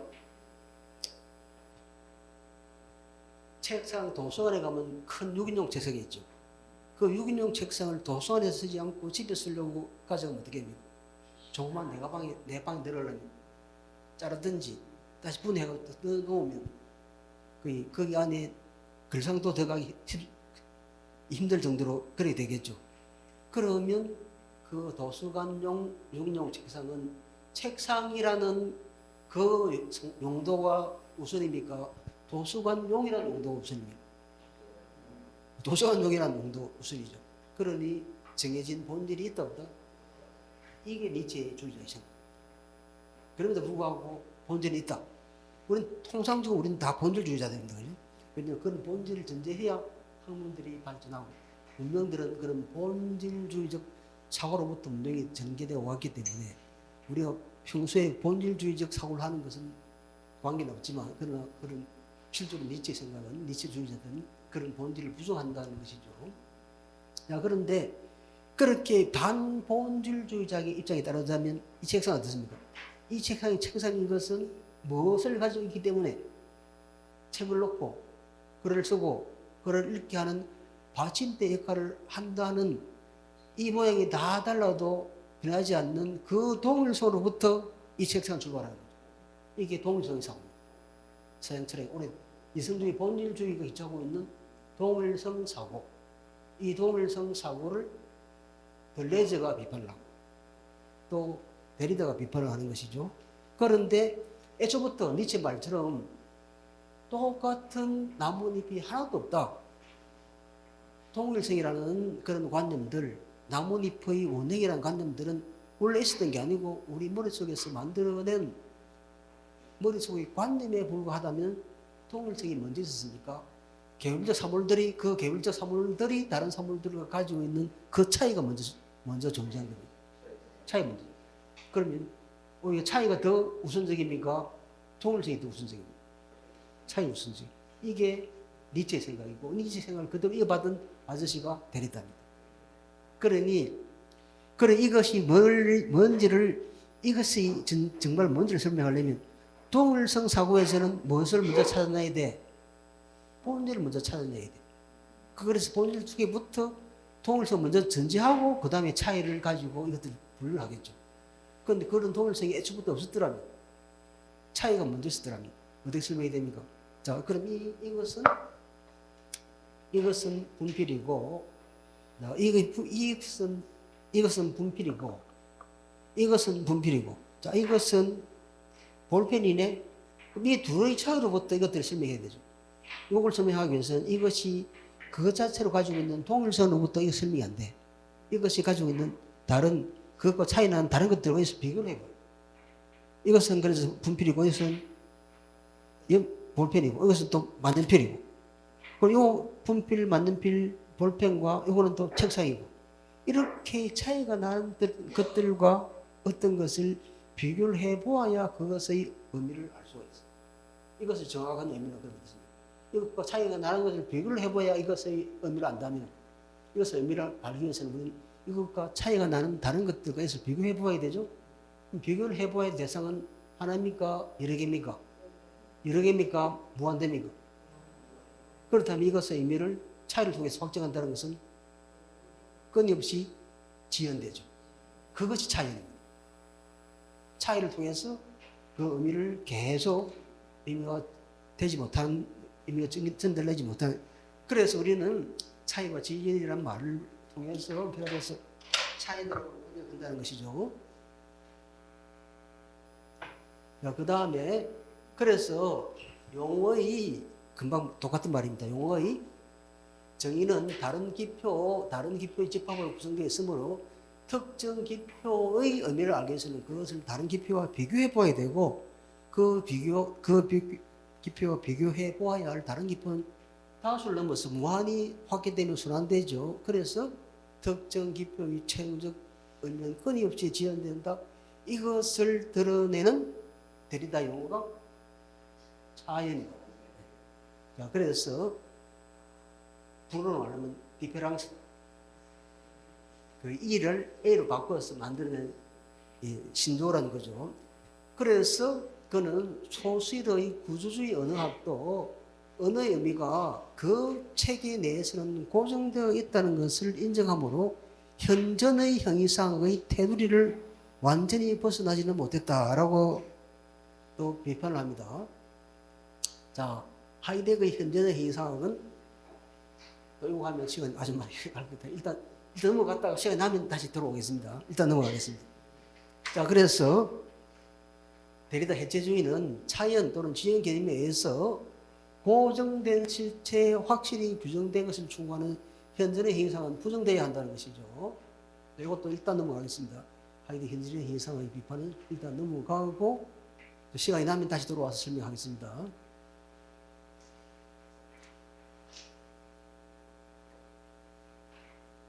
자, 그런데 나중에 다시 설명하게 기회가 되면 설명하겠지만 현존의 형이상이라는 구절에서 현존이란 말은 현존이라는 저 말은 그냥 한자로 쓰기 어려운 것 같지만 지금 바로 눈앞에 서 있다 이 말이죠. 현존이죠. 영어로 쓰면 프리젠트. 뭐 프리젠트는 I am present 하면 뭡니까? 지금 출석해 있을 뜻이죠. 출석이란 말이죠. 현존해 있다. 그러니 이 현존의 형이상은 뭐냐? 간단히 말하면 이 현존의 형이상학은 이 하이데거가 자기 이전의 형이상학을 비판하기 위해서 사용한 그런 단어입니다. 자, 그런데 하이데거는 다시 돌아와서 조금 설명드리면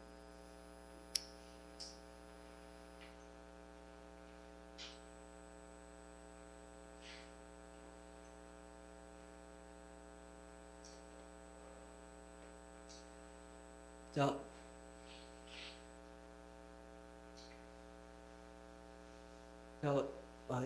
이거 설명 좀 길어지니 간단히 그냥 말로 간단히 하겠습니다. 자, 일단 우리는 이 세계의 존재자에 대해서 생각을 합니다. 전통적인 서양 형이상학은 이 세계에 존재하는 다양한 여러 존재자들, 인간, 그 다음에 이 책상 또는 분필 이런 사물들이 무엇인가에 대해서 설명했고, 그런데 그들이 이것이 무엇인가를 알아내기 위해서 그들이 사용한 방법은 이것이 지금 우리 눈앞에 드러나 있는 그 존재 방식 자체에 대해 통해서 이것을 설명하려 하지 않고 이것은 그 존재자의 배후에 있는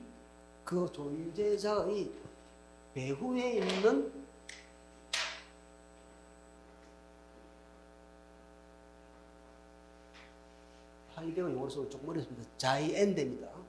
존재자의 배후에 있는 변치 않는 본질로부터 그것을 설명합니다. 이 책상이 뭐냐? 이 책상이 뭐냐라고 설명하려니 책상은 아리스토텔레스가 우리에게 가르쳐준 책상의 개념적 정의를 통해서 이 책상이 뭔데 하니까 이 책상은 뭐냐? 이 책상은 책을 놓고 글을 쓰게 하고 글을 읽게 하는 받침대에 글하는 사물가고, 즉 책상이라는 현상, 특징이 드러난 현상하는 사물 배후에 있는 그 사물의 본질로부터 그 사물이 무엇인지를 알아내려고 해명해 왔던 철학의 역사가 현존의 형이상의 역사다. 그 본질이 어디에 드러나 있다. 본질이 여기 현존해 있다. 그것을 찾으려고 하는 것이 현존의 형이상학이었다. 그런데 우리에게 중요한 것은 지금 이 책상을 예를 들어서 젊은 시절에 열심히 공부를 했습니다. 그래서 예를 들자면 7급 공무원을 시험을 치려고 5년간 노력했습니다. 어느 청년이 어머니가 그래서 홀보니까 아버지 빨리 돌아가시고 아버지가 그런데 낡은 책상을 하나 가지고 계셨는데 그 책상을 가지고 저기 학원도 못 가고 그 낡은 책상을 가지고 그 책상에 있으면 계속 혼자서 집에서 공부를 했습니다. 그래 그 책상 안에 온갖 이 청년의 여러 가지 책상에서 막 긁고 낙산 자고 그 다음에 여러 개 긁힌 여러 자국들이 있겠죠. 그래서 한 5년간 지나서 그것도 열심히 공부해서 드디어 7급 공무원 다 걸렸어요. 집 보면 딱 걸리니 어머니가 너무 이제 마음이 애잔해서 이제 너 참 너무 고생도 많이 했는데 했으니 이 책상 좀 버리고 좀 깨끗한 책상 하나 사자. 이 친구는 안 살랍니다. 이 책상은 그냥 책상이 아니라 이 책상은 책을 넣고 글을 읽게 하고 받침대 역할을 하는 사무가구로서의 책상이 아니라 그 청년 개인의 삶이 온전히 배겨 있는 책상이죠. 그래서 니체가 뭘 하냐면 실제로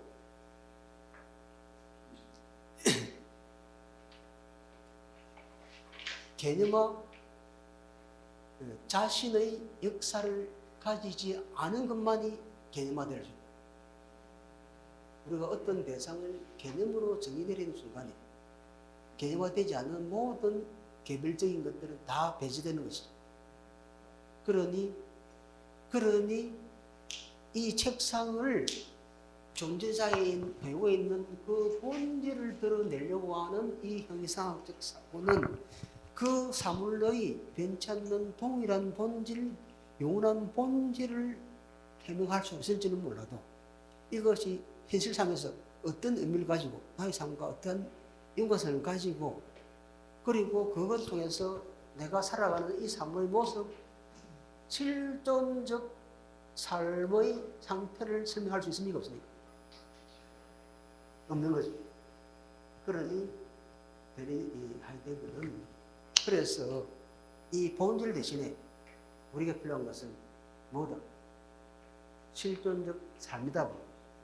그래서 앞으로의 존재로는 현재의 형상학이 아니라 그 사물이 또는 그 우리 개인이 인간이 가지고 있는 그런 사물과 다른 인간 존재를 그런 설명하기 위해서 다자인이라는 용어를 설명하는데 그건 지금 설명하지 않겠습니다. 다자인. 인간만이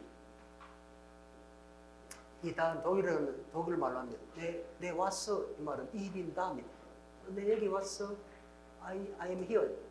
이 다는 그래 여기란 이런 뜻이죠. 그래서 이 독일어 하이데거의 철학에서 유명한 이 다자인은 번역하면 현 존재입니다. 여기에 있는 존재인데 이 다라는 말을 하이데거는 단지 여기 있는 장소라는 뜻으로 사용하지 않고 상황을 나타내는 단어가 어떤 상황에 처해진 존재. 상황에 처해진 존재는 시간 속에 있는 존재이죠. 그래서 이 세계에 내던져진 존재. 하이데거 용어로 이 피투성, 게보르펜하이트. 던지다 베르펜인데 이 베르펜이라는 독일 말을 이제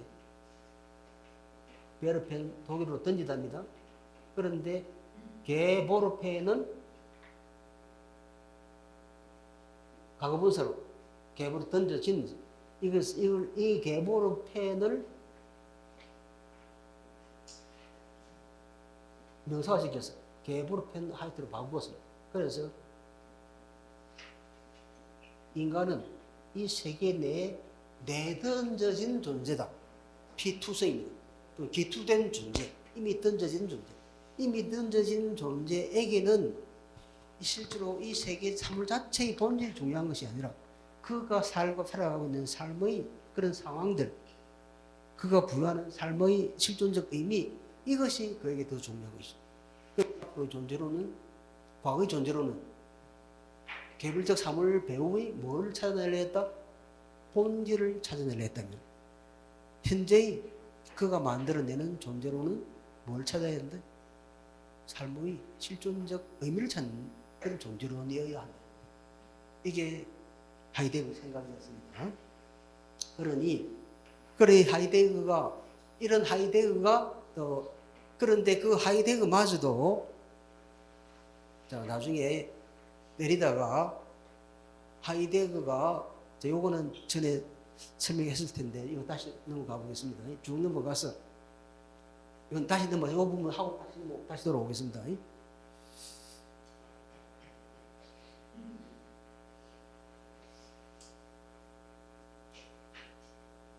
자, 하이데거가 요 반고의 구두를 말하면서 하이데거는 저 반고의 구두가 실제로 반고의 구두 그림이 저기 시골 안양내의 구두라고 가정을 하고 우리는 잘 알려진 반고의 구두 한 점을 선택한다라고 말하면서 저 구두가 시골 안양내, 시골 여인의, 시골 농부 여인의 구두라고 가정을 합니다. 그래서 막 이야기 설명하는 거죠. 자, 그런데 데리다 보니 그 데리다를 그러한 이 하이데거를 비판하는 샤피로는 다 조사를 해보니 저 구두는 시골 농부 안양내의 구두가 아니라 반고가 파리에 머물 때 반고 자신이 신던 구두다. 그래서 저 구두는 반고의 구두고 저 반고의 구두 안에 반고의 모든 삶의 여러 의미들이 저기 다 들어있다. 이렇게 말을 한다는 것이죠. 자, 그래서 이것은 반고의 자화상이다.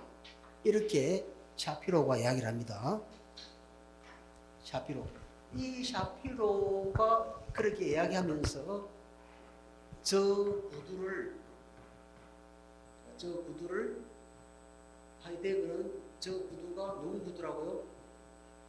농촌 안양내의 구두라 말하고 거기에 농촌 안양내의 모든 고통스러운 삶들이 거기에 다 들어있다. 이때 농촌 안양내는 단순히 독일의 농촌 안양내일 수도 있고 네덜란드의 농촌 안양내일 수도 있고 유럽 어디에선가 살았던 그런 농촌 안양내의 구두를 하고 어쨌든 그건 누구 구두라고 어떤 구두라고 말하지도 않고 반고의 잘 알려진 구두 그림으로부터 시작한다라고 가정하면서 이것이 농촌 안양내라고 가정을 하고 그리고 저 구두는 실제로 농부들 특히 농촌 여성의 삶의 다양한 고통과 또는 고뇌 등이 저 그림 속에 들어있다. 간단히 말하면 그런 거예요. 그런데 이 말을 듣고 샤피로가 비판을 합니다. 샤피로 보니 저거는 여러 가지 미술사학자인 샤피로는 막스주의자였습니다. 막스주의 미술사학자였던 샤피로는 저걸 보고 저것을 농촌 안양내의 구두라고 가정했던 하이데거는 이미 자료적인 오류를 보냈고 여러 가지 자료와 여러 가지 반고의 여러 가지 자료들 또는 그 일기들 친구들이 보낸 편지 등등을 볼 때 저것은 반고가 파리에서 신고 다니던 반고 자신의 구두다.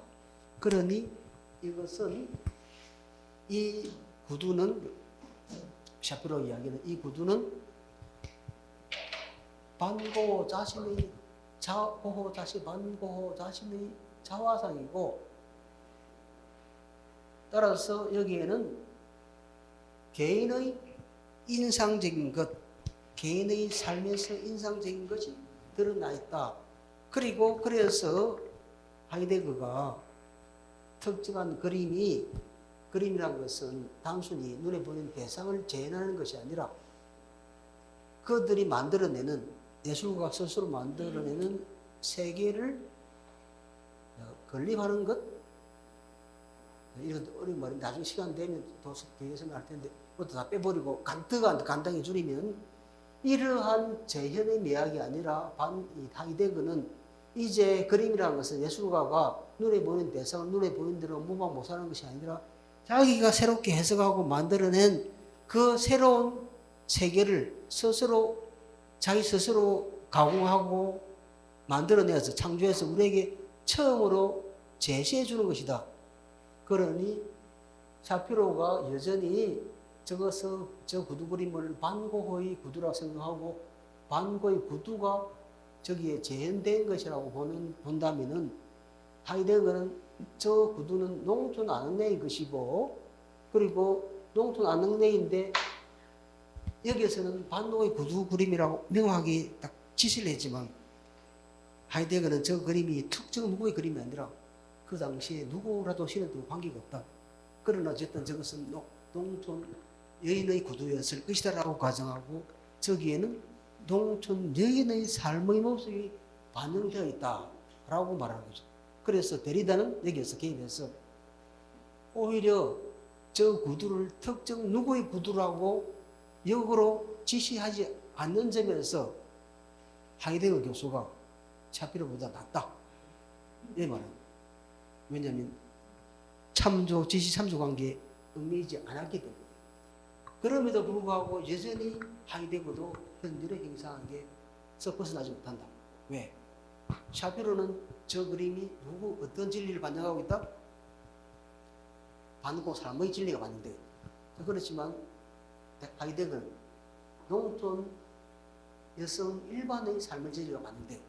이런 점에서 여전히 저 그림 속에 모종의 진리가 투영되어 있다라고 말한 점에서 그것도 여전히 현존의 형상을 벗어나지 못한다라고 데리다는 비판을 하는 것이죠. 데리다 보니까 저 그림은 이 그림 내가 볼 때는 이 그림은 특정한 한 사람의 구두도 아닌 것 같다.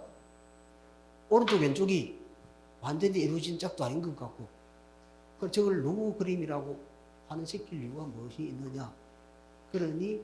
그래서 오히려 저 그림을 해석하는 것은 모든 곳에 열려있다. 그래서 그가 말하는 것은 이 구두를 특정 개인에게 기속짓지 않는다면서 하이데거가 샤피로보다 덜 지지적이라고 말하면서 하이데거를 옹호하죠. 하이데거도 역시 이 그림의 모종의 진리를 드러낸다. 하이데거가 보는 모종의 진리가 뭡니까? 농부 여성 일반의 삶이 드러난다. 그래서 현존의 형상을 벗어나지 못한다. 자, 그러니 데리다는 그게 아니고 이렇게 자 이제 이 세계는 자 그래서 차이의 논리와 범텍스트주의 다시 돌아가겠습니다. 자 일단 그러면 자 그가 말하는 범텍스트주의입니다. 자 텍스트 바깥에는 자 이제 그는 이 세계는 모두가 텍스트입니다. 우리가 글로 쓰는 말로 하는 이것만 텍스트가 아니라 우리 삶을 구성하는 모든 것이 텍스트랍니다. 내가 지금 그냥 우리 회장님을 반 쳐다본다 말을 하는데 이거 텍스트. 손잡고 어디 간다 이게 다 텍스트. 모든 것이 텍스트로 반영될 수 있고 그렇다면 이 모든 우리 행위나 모든 행동들은 다 텍스트입니다. 그러니 텍스트 바깥에는 아무것도 없다는 것이죠. 그런데 그 텍스트 바깥에 아무것도 없다는 것은 그 텍스트는 모든 것이 텍스트라면 그 텍스트가 어디에 놓이느냐에 따라서 그 텍스트의 의미가 달라지겠다. 텍스트는 어디로 구성됩니까? 텍스트는 콘텍스트에 의해서 구성되어 있고 그 콘텍스트, 그 맥락에 따라서 텍스트는 달리 해석되어 있는 것이죠. 지금 갑자기 회장님이 저를 살짝 불러서 돈을 10만 원 줍니다. 이 10만 원 줬다는 행위는 그냥 평소에 김 선생이 마음에 드니까 그냥 쓰라 이렇게 10만 원 줄 수도 있겠죠. 이런 텍스트는 이 텍스트의 의미가 이렇게 끝이 납니까? 아니면 주면서 이 10만 원은 내가 그냥 너한테 주는 것이 아니라 나를 앞으로 좀 도와줘. 아니면 나의 그런 속된 말로 좀 꼬봉이 되어줘. 이런 다양한 의미로 쓸 수 있겠죠. 그 텍스트는 어디에 놓이냐에 따라서 그 콘텍스트의 위치에 따라서 텍스트 의미는 달라지는 거죠. 텍스트 의미는 하나로 고정됩니까? 다양한 방식으로 해석이 열려 있습니다. 다양한 방식 해석이 열리는 거죠. 이것이 거의 범텍스트주의. 이러한 범텍스트주의에 따르면 어떤 예술 작품의 단 하나의 올바른 해석이라는 것은 존재하지 않는다는 것이죠. 이거 말하는 해체의 핵심이고, 그래서 예술 작품에 대한 하나의 고정된 해석은 존재할 수 없으며 모든 예술 작품은 다양한 해석이 열려 있는 것이죠. 그래서 흔적과 차이의 논리는 텍스트는 존재하지만 텍스트의 고정된 의미를 파악하는 것은 불가능하다라고 주장하게 되죠. 그리고 해체주의 미학이론 핵심도 바로 여기 있습니다. 자, 해체주의는 예를 들어서 자, 이성주의, 전통의 진인, 토대주의, 본질주의. 본질주의라는 말이 토대주의다, 그죠? 토대주의는 어떤 근본적인 본질을 만드는 그런 있다. 해체주의는 거대 서사가 해석과 해체가 필요한 이데올로기적 구성물이라는 것을 폭로했고, 가치는 보편적이지 않고 맥락에 결합되어 있다는 거죠. 그래서 가치는 플라톤적 하늘에서 발견되는 것이 아니라 니체가 말하듯이 역사적, 사회적으로 어떤 맥락에 처한 인간들에서 만들어진다는 거죠. 그래서 해체주의는 그래서 이제 동일성과 본질이라는 것은 있다 없다? 없었더라면 중요한 것은 에서부터 존재하는 뭡니까? 차이죠. 차이에 기초한 다양성입니다.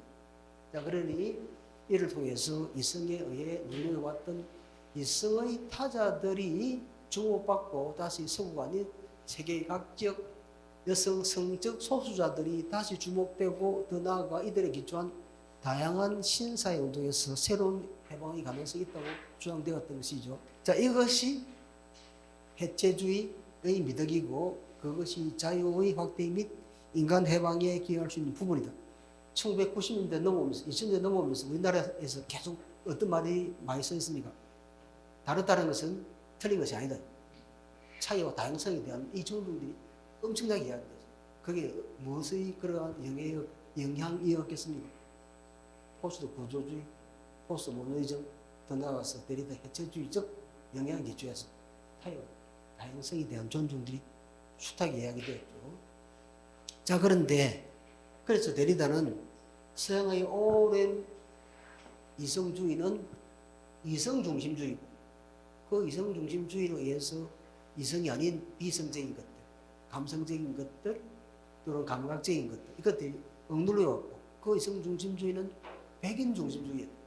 그 백인중심주의에서 다른 비백인들, 유색인종들이 극각 배제되어 왔고 그 이성중심주의는 또 남성중심주의였고 그 남성중심주의가 다양한 비남성적인 존재다. 이런 존재들을 억압해왔고 기독교 중심이 이해되겠죠. 네, 그렇게 이런 방식으로 그래서 그렇게 비판을 해오면서 차이와 다양성, 비서구 이를 강조하게 되었던 것이죠. 자, 그러나 보편적 가치가 존재하지 않고 해석하는 다양한 관점만이 존재할 뿐이라는 니체적 해체주의 입장을 존중한다고 해도 인류의 삶이 지금보다 더 나은 방향으로 진보해 나가야 한다는 것을 포함해서 더 많은 자유와 평등에 대한 우리의 신념은 그것이 토대주의 또는 본질주의라는 비판을 받는다 해도 이게 여전히 포기할 수 없는 근본적 신념이라고 할 것이죠. 그래서 따라서 지금까지 인류가 추구해왔고 신성기한 모든 것에 대한 포스트 모던적 해체는 모든 문제에 대한 대응이 될 수 없다. 예를 들어서 포스트 해체주의가 이제 주장하는 것은 이제 더 나은 세계를 향해서 나아가려고 하니 이제 계급적 동일성이라는 것은 존재하는 것 존재하지 않습니다. 예전에는 더 나은 사회를 만들기 위해서 그 해방의 주체는 주로 노동자 계급이었다.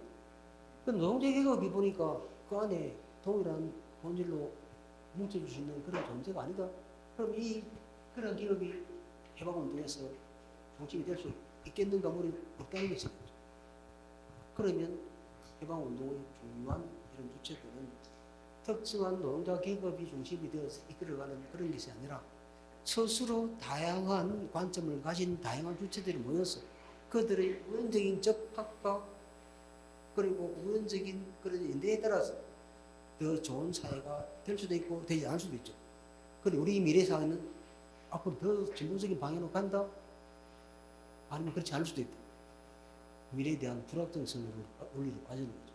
이것이 실제로는 포스트 모더니즘, 포스트 구조주의가 가지고 있는 또 맹점이다. 그럼에도 불구하고 우리 사회가 좀 더 나은 사회, 좀 더 인간적인 사회로 나가야 한다 할 때 과연 이런 포스트 모던적 해체는 어떠한 주체도 부정한다. 어떤 동일성도 부정한다. 그러면 그런 해방 주체도 부정하게 될 것이다. 자, 그래서 이제 좀 더 넘어가야 될 텐데. 자, 이건 바이블은 여기까지 하고 마치겠습니다. 자, 그 다음에 이걸 너무 빨리 넘어가 버리는데, 자, 그래서 이 범텍스트주의입니다. 자, 해체의 도구는 차이인데 아까 말씀드린 대로 자, 차이의 논리가 겨냥하고 있는 것은 로고스 중심적 형이상입니다. 즉 인간 이성의 능력을 신뢰해서 이성 또는 이성 사유가 사무의 본질을 파악하는 능력임을 의심하지 않는 서양 철학의 전통입니다. 해체의 도구로서 자연은 서양 사유의 이분법적 구성은 선과학, 존재화무, 현전, 부재, 진리, 오류, 동일성차이, 의식, 물질, 남자, 여자, 영혼, 육체, 삶, 죽음, 자연, 문화, 말, 글 이렇게 우리의 사유나 또는 이 세계를 이렇게 이분화시키고 형이상학적 사유는 전자를 근원적이며 본질적으로 파악합니다. 자, 그것을 하이데거는 로고스 중심주의 또는 음성 중심주의, 말 중심주의랍니다. 자, 그런데 이 차이의 논리는 서양 형이상학 전통의 이원론적 대립구도를 비판하죠. 선과학, 존재무 등등등 이렇게 이원론적 대립구도를 설정해서 각자의 전자에, 각 상의 전자에 우선성을 부여하죠. 자, 그러니 이러한 사실은 궁극적이고 전원적인 진리를 찾고자 하는 욕구로부터 나오는 것인데 데리다는 여기에 차이를 집어넣어서 궁극적인 진리와 그것의 인식 가능성을 부정한다. 이것은 누구 입장과 그대로입니다. 니체 입장과 그대로죠. 그래서 차이니 만들어내는 귀결은 이원론적 대립의 경계를 허물고 중심을 해체하는 것입니다. 중심이란 뭡니까? 서양 전통적 형상이라는 것은 중심은 본질이고 그래서 이렇게 우리는 그 자체로 기표가 아닌 궁극적인 기에 도달할 수 없다는 것이죠. 이 해체의 방법은 텍스트를 비판적으로 읽어내는 것부터 시작된다는 것이고 그것이 그 말하는 범텍스트주의입니다. 이 세계는 모든 것이 텍스트이고 텍스트 바깥에는 아무것도 없다. 그러니 텍스트 의미는 하나로 고정되어 있죠. 텍스트 의미는 어디에서 결정된다? 정해진다. 텍스트 의미는 콘텍스트. 그 텍스트가 어떤 맥락, 어떤 콘텍스트의 논에 따라서 텍스트 의미는 수만 가지로 달라질 수 있고 그리고 어떤 예술 작품이 그런 의미는 예술 작품의 의미는 예술 작가가 만들어진 작가가 작품을 완성하는 그 순간에 작품의 의미가 만들어집니까? 아니면 우리 같은 감상자가 거기 서서 대면할 때 그때야 비로소 의미가 만들어지죠. 그 의미는 각각 개인에게 다 다르고 차이가 난다. 그러니 예술작품의 보증된 해석과 보증된 의미는 존재하지 않는다. 그래서 데리다는 그래서 의미가 기호 속에서 직접적으로 현존하지 않는다는 것이죠. 오히려 의미는 현전과 부재의 끊임없는 명멸인 것이죠. 즉 의미는 기표의 전 연쇄방을 따라 흩어져 있거나 흩뿌려져 있는 것이죠. 그래서 의미는 쉽게 고정될 수 없고 어떤 기호에 단독으로 완전하게 현존하지 않는다. 이제 현존이라는 말이 쉽죠, 그죠? 드러나 있다, 여기 출석해 있다 이런 뜻이죠. 의미는 결코 자신과 동일하지 않다는 것이죠. 의미는 그 의미가 절대적으로 동일할 수 없는 콘텍스트에게서 나타나고 의미는 한 콘텍스트로부터 다른 콘텍스트로 결코 동일하게 머물러 있지 않는 것이죠. 의미는 자신이 얽혀 들어가 있는 기표의 다양한 의미의 연쇄망에 의해 변경됩니다. 자, 그래서 내가 말을 하고 글을 쓸 때 내가 너에게 완전히 현존할 수 있다고 믿는 것은 나에게는 환상입니다. 예컨대 많은 문화 상대주의자들이 우리가 사회적 맥락에 따라 세계를 다르게 해석할 수 있다 하더라도 우리 모두가 해석하는 단 하나의 세계가 있다고 믿는다는 거죠. 그러나 니체는 우리 해석을 벗어나게 되면 어떠한 단일한 물리적 실제도 존재도 없다는 것이죠. 오직 해석을 하는 다양한 관점만이 존재할 뿐이고, 즉 니체에게는 문자 상황이 참된 자기 동일적 의미의 가능성은 존재하지 않습니다.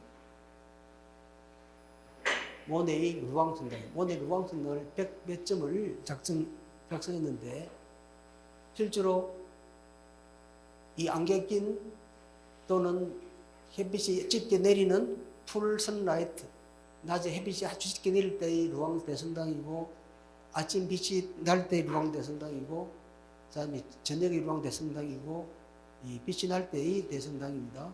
그리고 아침 안개 낄 때의 대성당이고 또 이게 안개 낄 때의 대성당입니다.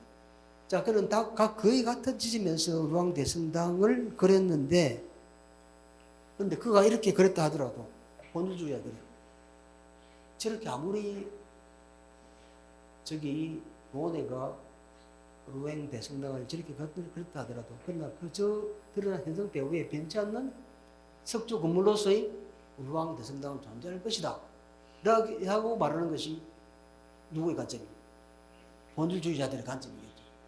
자, 그런데 우리 눈에 들어오는 것은 언제나 빛과 안개, 시간의 체계가 얽힌 하나의 해석일 뿐입니다. 이런 해석을 넘어서 대상이 그 자체 변치 않는 본질로서 우리에게 다가오는 그런 대상은 있다. 없다라고 니체나 데리다는 본다는 것이겠죠. 그래서 데리다 니체 입장을 받아들여서 모든 언어는 건질 없이 은유적이고 수사적 용법과 비유에서 이루어지는 것이고, 언어는 한 종류 실제로부터 다른 것이 인산으로 작동되며 따라서 본질적으로 은유적이라고. 그래서 텍스트 바깥에는 아무것도 없다. 자, 그런데 루소가 자신을 삶을 설명하는 것은 그 자체로 텍스트뿐 아니라 삶의 텍스트성에 관한 말하는 텍스트이다. 루소의 삶은 그의 글쓰기를 통해서 텍스트로 되는 것이 아니고 그것은 이미 항상 하나의 텍스트였고, 이렇게 본다면 실로 모든 것이 텍스트이다. 해체주의는 텍스트 외부에 실체로서의 현실이 존재하는 것이 아니라 현실이라는 또 다른 텍스트가 있을 뿐이다 라고 말하는 겁니다. 이 대리보충이라는 개념, 아까 우리가 이제 대리들을 해석하는데 가장 중요한 개념이 차형과 해체였고, 하나 더 말하자면 대리보충입니다. 대리보충이 뭐냐면 원래의 보충은 원래의 것 자연적인 것에 부족하거나 결핍된 부분을 메워주는 것인데, 그래서 대리보충은 부차적이고 이차적이고 본래적인 것에 덧붙여진 외부적 장치입니다. 자, 그런데 데리다는 대리보충이 단순히 외부적이고 이차적인 장치가 아니라 원본을 가능하게 하고 구성하는 권원적 작동임을 드러냅니다. 바랑 부인과의 관계성을 대리보충을 어떻게 설명하냐면, 루소는 1712년 태어났는데 어머니가 부일만으로 죽습니다. 자, 그래서 어머니의 사랑을 전혀 그가 경험하지 못했죠. 자, 그런데 그가 이제 아버지가 그를 어느 장인 거기 가서 기술을 배우러 가르쳤는데 그 사람이 자기를 부지런히 빼서 그가 그 성을 탈출합니다.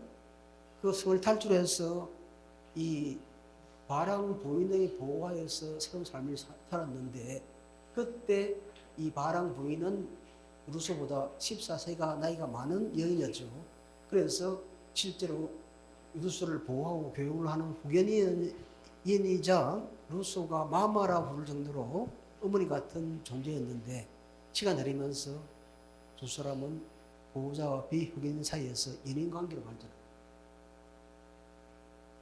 그래서 이때 바랑 부인은 단순히 루소의 결핍을 메워주는 대체물이 아니라 그녀는 루소가 갈망하는 원본적 대상 어머니를 대신하면서 동시에 그 원본이 결코 자족적 실제가 아니었음을 드러내는 그러한 설명하는 토대가 되었다는 것이죠. 그래서 어머니는 이미 부자하고 그 자리를 바랑 부인이 대체함으로써 원본 자체가 외부의 보충 없이는 성립할 수 없는 것이다. 자, 그녀는 원본을 지탱하는 동시에 원본이 애초부터 결핍을 내포하고 있음을 폭로한다는 것이죠. 자, 그 다음에 그는 또 이렇게 이야기합니다. 바람 부인과 어떤 관계를 유지한 겁니까? 실제로 연인 관계를 유지한 거죠. 나중에 뭐 육체적 관계도 합니다. 그런데 그가 고백록에서 어떻게 글을 썼냐면 나는 몇 번이나 나는 거기서 그녀가 잤다고 상상하면서 침대에 키스를 했으며 내 방의 커튼과 가구들이 그녀의 것이라고 상상하며 침대에 키스를 했으며 내 방의 커튼과 가구들이 그녀의 것이라고 상상하면서 키스를 부었고 그녀 또 그녀의 아름다운 손이 그것을 만졌다고 상상하고 그녀가 걸어다녔다고 상상한 마루에서 무릎을 꿇고 했다. 그녀 곁에서 산다는 해매혹과 흥분 그리고 나날을 거기서 보내려는 끈질긴 욕망에 도취하여 나는 그녀가 눈앞에 있든 없든 그녀에게서 부드러운 어머니 사랑스러운 누나 감미로운 예인의 모습을 보았다. 그 이상 아무것도 아니다. 그녀는 내게 세상의 유일한 여자였고 그녀가 내게 영감을 불어일으킬 감정들의 달콤함은 오직 그녀와 그녀의 모든 성을 나에게 보장해 주었으며 나의 감각이 다른 여자들에게 눈 떠도록 내버려 두지 않았다. 그러니까 그수는 뭡니까? 바람 부인이 직접 눈앞에 현재 있을 때가 아니라 없을 때 더 그에게 애착심을 느꼈다는 거죠. 그 말은 뭡니까? 오히려 대리보충이 원본을 대체하고 있더래요. 자, 그러나 여기서 물론 데리다는 이 유수를 통해서 루소의 이 말은 루소의 신경병리학적 질환이 나타나는 것이라 말할 수는 있겠지만 그러나 데리다가 포착하고자 하는 것은 직접적인 목소리 대신 목소리 대리보충에 불과하다고 파악된 문자가 오히려 근본적이라고. 실제로 서양실의 행상이 오랜 음성 중심주의, 말 중심주의는 말이 문자보다 더 근원적이다. 왜? 우리가 말을 할 때는 내 말을 듣고 듣는 사람과 말하는 사람과 듣는 사람이 거리가 없는 거죠. 그러니 이 말을 하는 사람이 진리는 말하는 사람에게 바로 전달되기 때문에 말보다 문자가 더 근원적이고 우선적이다. 그런데 대리는 그게 아니다. 이미 말 속에, 내가 하는 말 속에 과거의 흔적이 들어있다. 그리고 이미 그 속에 차이가 들어있었다. 그러니 이건 유시와 이야기를 해봤는데 뭐 이걸 안 되겠습니다. 그대가 그때서도 나는 그대가 그랬다. 내 안에 있는 여, 내 안에서 나를 흔드는 여, 물처럼 하늘처럼 내 깊은 곳 흘러서 은밀한 내 꿈과 만나는 여, 그대가 그때서도 나는 그대가 그랬다. 실제로 바람 부인 이야기가 좀 흡사한 것 같아요. 그죠?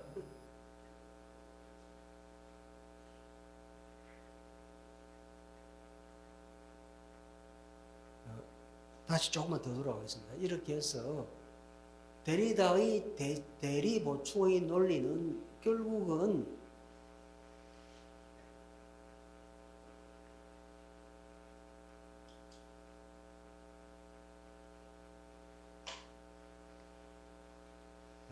그런 로고스 중심적 체계에서 단지 말하기의 대리 보충이죠.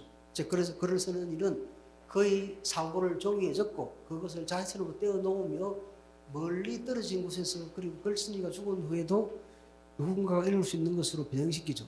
자, 그래서 글은 단지 말하기에 대한 대리보충이죠. 자, 그러니 말이 더 우선이라고 하는 전통적인 입장에서 보면 이 말이 맞죠.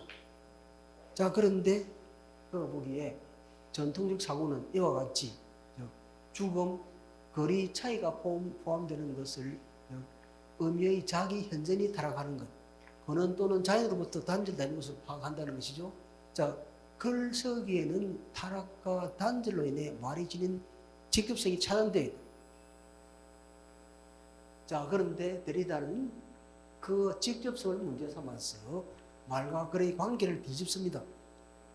데리다는 현재 내가 하는 말은 이미 과거의 흔적을 지니고 있고 미래의 대개에 있다.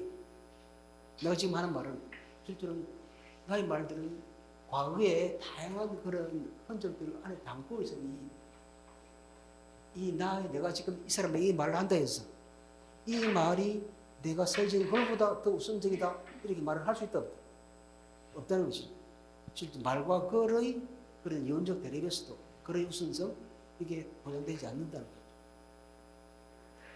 그러니 그리 단순히 말의 대리 보충에 불과하다고 말해질다 할지라도 그런 단순한 대리 보충이 아니죠. 말 속에 이미 말 자체가 어떤 근원적인 완결된 그런 실체가 아니라 한다면 오히려 말의 대리 보충으로서 그것을 보완한다.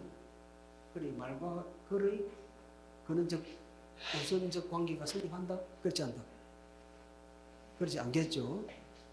그래서 차연은 현진에 붙어 있고 따라서 차연으로부터 독립된 또는 앞서 있는 실제 동일성이라는 존재하지 않는다는 거죠. 오히려 차연이 모든 현재를 처음 파생시키는 기원이다. 그래도 말하기도 또 항상 똑같이 글쓰기와 똑같은 정도로 차연이 만들어내는 차이와 그리어의 구조화되며 그것 때문에 현전대 부재, 직접성대 제네의 토대에서 두 용어가 대립할 수 있다고 보는 것은 반상인 것이죠. 그래서 의미는 자동적으로 존재하는 것이 아니라 의미가 있자마자 차이가 있고 어떠한 경우에도 미리 정해진 선언적 기이란 존재하지 않고 오히려 차연 또는 차이가 의미에 선행하는 것이다. 이렇게 해서 데리다는 차연이라는 개념을 도구로 삼아 로고스 중심주의적 행위상을 해체한다. 그런데 그 해체는 이 해체가 끝까지 모르고 나아가 버리면 그 해체라는 방종을 잡아줄 또 중심이 없으면 실제로 우리가 나아가는 해방의 또는 해방 투쟁의 방향성이 어디로 갈 것인지 알 수가 없다. 그럼에도 불구하고 우리는 그러한 동일성인 또는 보편성이라는 것을 여전히 놓지 않아야 할 것이다. 또는 해체주의 이후에도 우리는 여전히 다시 아무리 해체가 우리에게 많은 그런 가능성과 또는 이 거대 서사가 또는 총체성의 원리가 남겨놓았던 부정적인 현상을 비판하고 차이와 다양성을 존중하는 훌륭한 그런 토대를 만들어냈다 하더라도 그럼에도 끝간데 없는 해체만으로는 새로운 해방의 토대를 만들어내기는 여전히 어려울 것이다. 그런 새로운 해방의 토대, 해방의 그런 가능성을 가진 그런 주체를 찾아내려는 노력들, 그런 것들은 계속 이루어져야 할 것이다. 그런 걸 찾아내는 것이 우리 전체 강의의 목적이겠죠. 오늘 여기까지만 하겠습니다. 고생 많으셨습니다.